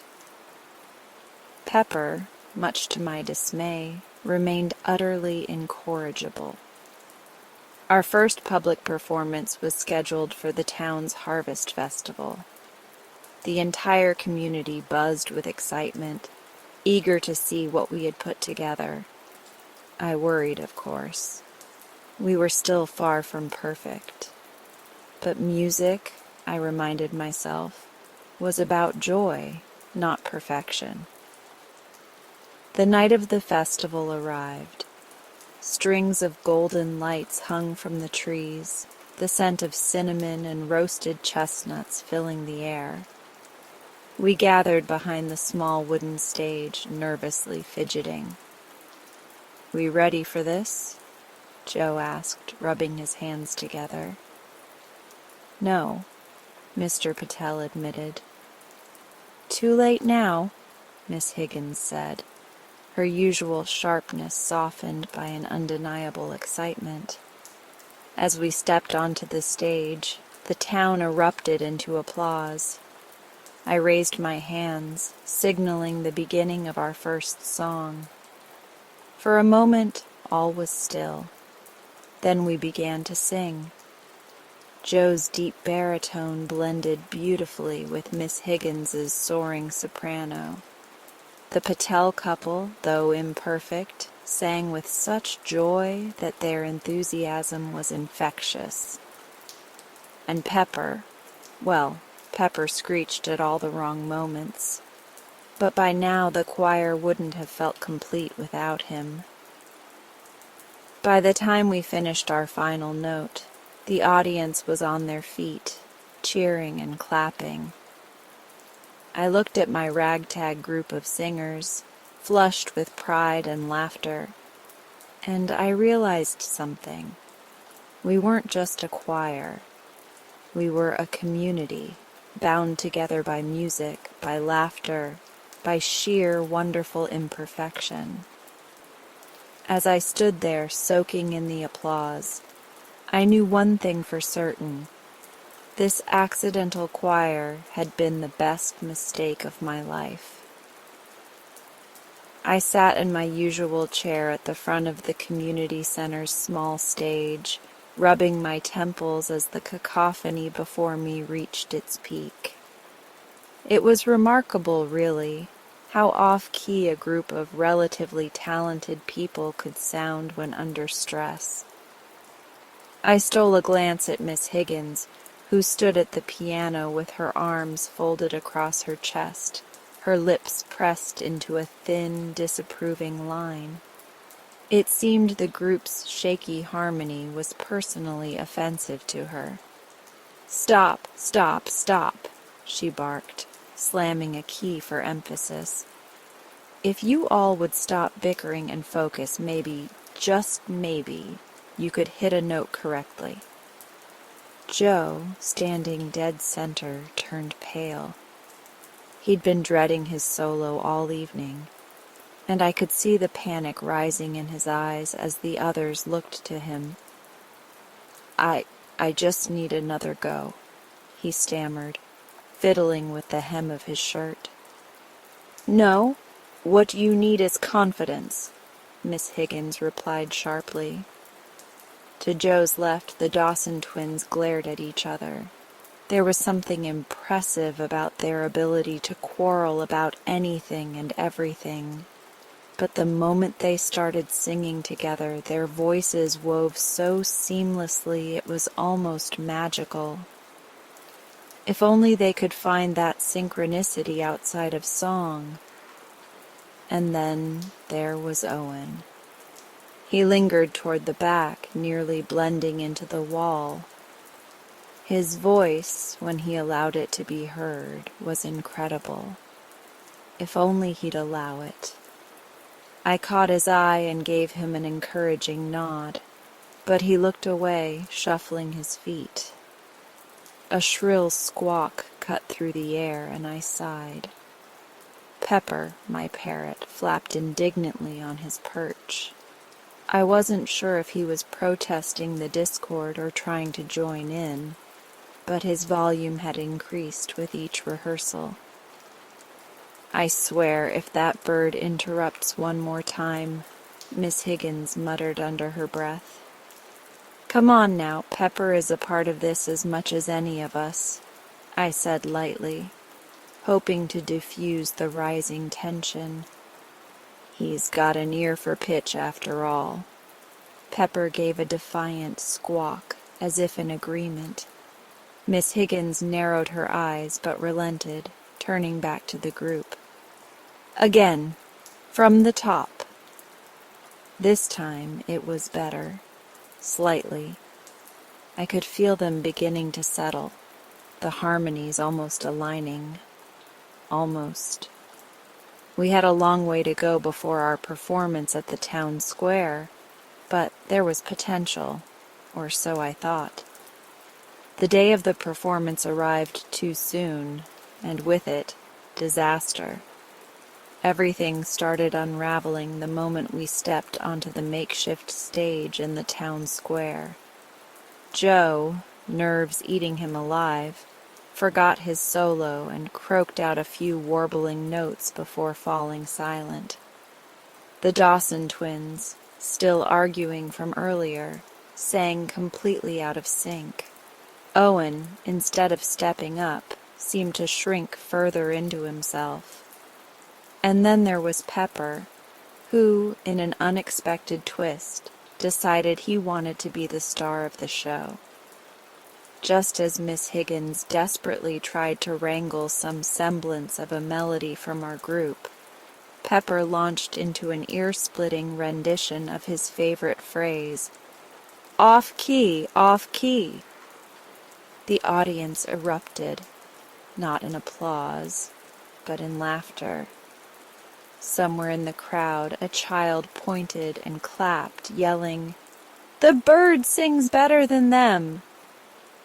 Joe turned an alarming shade of red. The Dawson twins stopped mid-note to glare at each other in accusation. Owen looked as though he wished the ground would swallow him whole. And Miss Higgins? She stood still as a statue, her expression frozen between fury and resignation. I exhaled, rubbing the bridge of my nose. "Well," I said, turning to the group, "at least they'll remember us." Miss Higgins let out an exasperated groan. "That is not the point, Mr. Thompson." I turned to the group, taking in their crestfallen expressions. They were embarrassed, no doubt, but there was something else. An unspoken determination brewing beneath the surface. Maybe this disaster was exactly what we needed to finally come together. Or at least, I hoped it was. I took a deep breath, surveying the eager but uncertain faces before me. The emergency meeting had gathered our ragtag choir into the old church hall, the wooden floors creaking beneath their shifting feet. They wanted guidance. They needed confidence. And more than anything, they needed to find their sound. "All right, everyone," I said, clapping my hands together. "We've got potential, a lot of it. But right now, we're a collection of voices rather than a unified choir. That changes today." Joe straightened his shoulders, trying to exude confidence, but I caught the flicker of doubt in his eyes. Owen, on the other hand, was practically bouncing on his heels, desperate for the opportunity to prove himself. And then there was Elena, standing off to the side, arms crossed, her face unreadable. I knew she had it in her. She had once been the pride of this town's musical talent, but something had dimmed her light over the years. I intended to bring it back. "Let's start with a simple warm-up," I continued. "But this time, I want to hear the best of you, no holding back." The choir launched into a scale, voices timid at first, but gradually finding strength. Sammy, our enthusiastic baker, filled the room with his deep baritone, the same voice that cheerfully advertised cinnamon rolls to his morning customers. The sound was warm, rich, something we could anchor ourselves to. "That's the spirit, Sammy," I encouraged. "Now let's move on. Joe, I want you to take the lead on this piece." His eyes widened. "Me?" "Yes, you." Joe had always been overshadowed, never fully believing he had what it took to stand at the front. But I had heard something in his voice, raw talent that just needed a little polish and, more importantly, belief. He cleared his throat, took a deep breath, and started to sing. The first few notes were hesitant, but then something clicked. His voice steadied, grew richer. When he reached the chorus, there was power there. The choir, caught in the moment, joined in. Owen singing his harmony with newfound confidence. Sammy deepening the foundation. And Elena, she had yet to fully step into it. I stopped them mid-chorus. "Elena," I said, "I want you on the solo for the next piece." Her brows knitted. "It's been years, Mr. Thompson, and yet I know you still have it." I met her gaze, steady and firm. "Music doesn't leave us, Elena. Sometimes we just have to invite it back." She hesitated, but then nodded. That was enough for now. We spent the rest of the evening refining our sound. We laughed when Sammy, lost in the moment, added an impromptu line about cinnamon rolls. We experimented with harmonies, letting Owen take risks that paid off beautifully. And Joe? Joe found his voice. By the end of the night, the uncertainty had given way to something else entirely. Confidence, unity, a signature sound uniquely ours. We weren't just a group of singers anymore. We were a choir, and we were ready to be heard. I still can't quite believe what happened at the fountain. It's been 3 days, and the town is still in an uproar over the so-called flash mob that was nothing more than a warm-up gone sideways. The students had been running through their harmonies, their voices lifting and blending in that way that sometimes makes me stop and just listen, when suddenly an entire wedding procession turned the corner. The bride and groom, all decked out in their finery, froze in place. Their guests, momentarily startled, broke into applause. And before I could stop them, my choir had turned the practice session into a full-blown performance. And then, Derek Winslow, talent scout, national choir competition, a chance of a lifetime. The words still make my head spin. At first I thought it was a joke, some elaborate misunderstanding that would soon be cleared up, and we'd all go back to our regular rehearsals. But then the town newspaper got hold of it. The front page read, "Local choir wows talent scout in surprise performance." There was even a picture. Me, mouth open mid-shout. I prefer to call it conducting with enthusiasm. The students belting their hearts out, and Winslow standing there, arms crossed, nodding as if he were already seeing us on a national stage. So here we are, 3 days later, sitting in the choir room, and my students are looking at me, waiting for something. A decision, a plan, a reality check. I clear my throat. All right, let's talk about the opportunity that's come our way. I expect cheers, but there's only silence. A few of them shift in their seats. Claire, one of my sopranos, twirls a pencil between her fingers. Jake, our best bass, stares at the floor. Even Mia, who never misses a chance to burst into spontaneous song, stays quiet. It's Claire who finally speaks. Mr. Thompson, are we actually good enough? The question guts me, mostly because it's the same one I've been asking myself since that moment at the fountain. I should have an immediate answer, something inspiring, something to push away the creeping doubts. But I don't. I lean against the piano, exhaling. That's the big question, isn't it? No one speaks. They're waiting for me to fill the silence. You're talented, I say, but talent isn't always enough. Winning takes more than a few strong voices and a good blend. It takes discipline, practice, dedication. And I won't lie to you, this competition will be fierce. Choirs that have trained for years, professionals who know all the tricks. I let my words settle. Some of them nod. A few shift uncomfortably. Then I straighten. But do I think we're capable? Absolutely. Mia finally speaks up. Even if we don't win, wouldn't it be amazing just to try? That's what I needed. That little spark. I latch onto it. Exactly.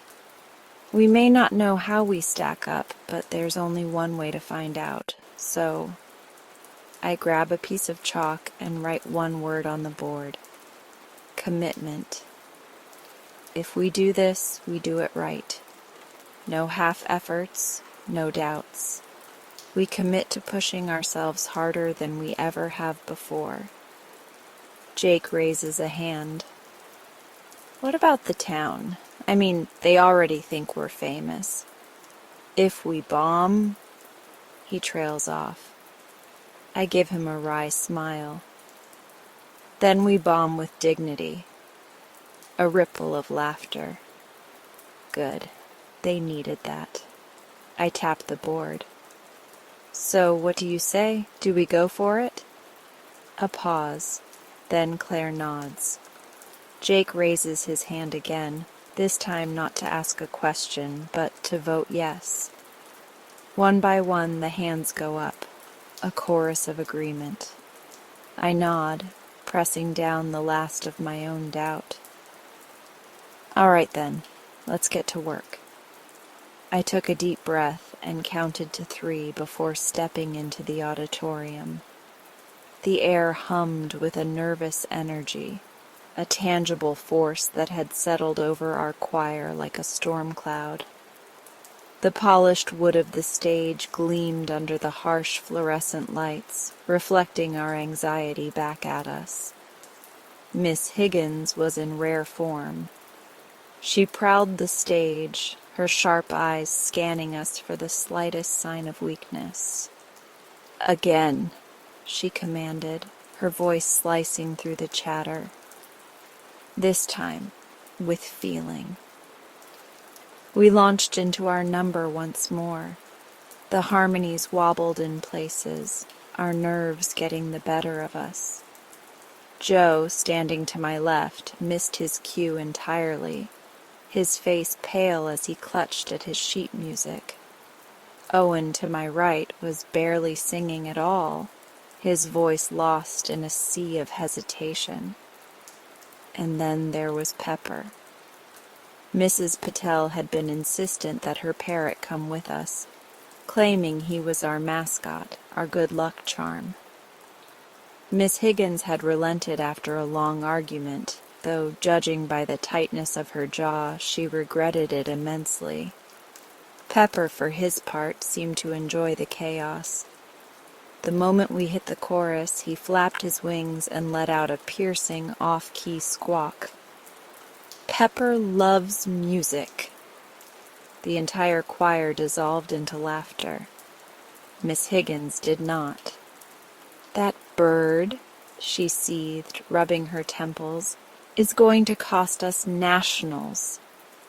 Mrs. Patel, unfazed, merely scooped Pepper up and whispered to him in soothing tones. He just needs to warm up. The next hour was a disaster. Joe nearly walked off the stage. Owen had to sit down before he passed out, and every time we reached the crescendo, Pepper decided to contribute his own improvised solo. By the end, Miss Higgins looked ready to throw in the towel. "Everyone, go home, sleep, come back ready to focus." Her voice was taut with exhaustion. No birds. We trudged out of the auditorium, some of us doubting whether we should even bother showing up tomorrow. I caught Joe rubbing his eyes as he leaned against the wall outside. "I don't know if I can do this," he muttered. I clapped him on the back. "Come on, man, we made it this far. One bad run-through doesn't mean it's over." "Tell that to Miss Higgins." Owen, still looking a little queasy, nodded. "She wants perfection, and we're nowhere near it." "But we're also not robots," I reminded them. "We started this because we liked it, remember? It was fun. Maybe we just need to stop overthinking." They exchanged glances, but I could see the tension in their shoulders ease a fraction. Maybe we weren't quite ready for nationals, but we weren't ready to give up either. The next morning, we arrived at the competition venue, the reality of the moment settling into our bones. The stage here was twice the size of the one at school, the seats stretching out into what felt like infinity. The other choirs, polished and poised, cast us sideways glances. I knew what they were thinking. We weren't a threat. We were the underdogs, the joke. Miss Higgins stood before us, looking each of us in the eye. "I know yesterday was rough, but today we perform, not for perfection, not for scores, for us." We nodded. Joe straightened his shoulders. Owen took a deep breath. And when we stepped onto that stage, something clicked. The music swelled, our voices blending in perfect harmony. It wasn't flawless, but it was real, passionate, alive, and, thank the heavens, Pepper stayed silent. As the last note rang through the auditorium, there was a beat of silence before the applause erupted. I looked at my friends, and I knew. No matter what the judges decided, we had already won. The moment the final note hung in the air, a hush fell over the auditorium. For a second, nothing but silence, and then thunderous applause. A standing ovation.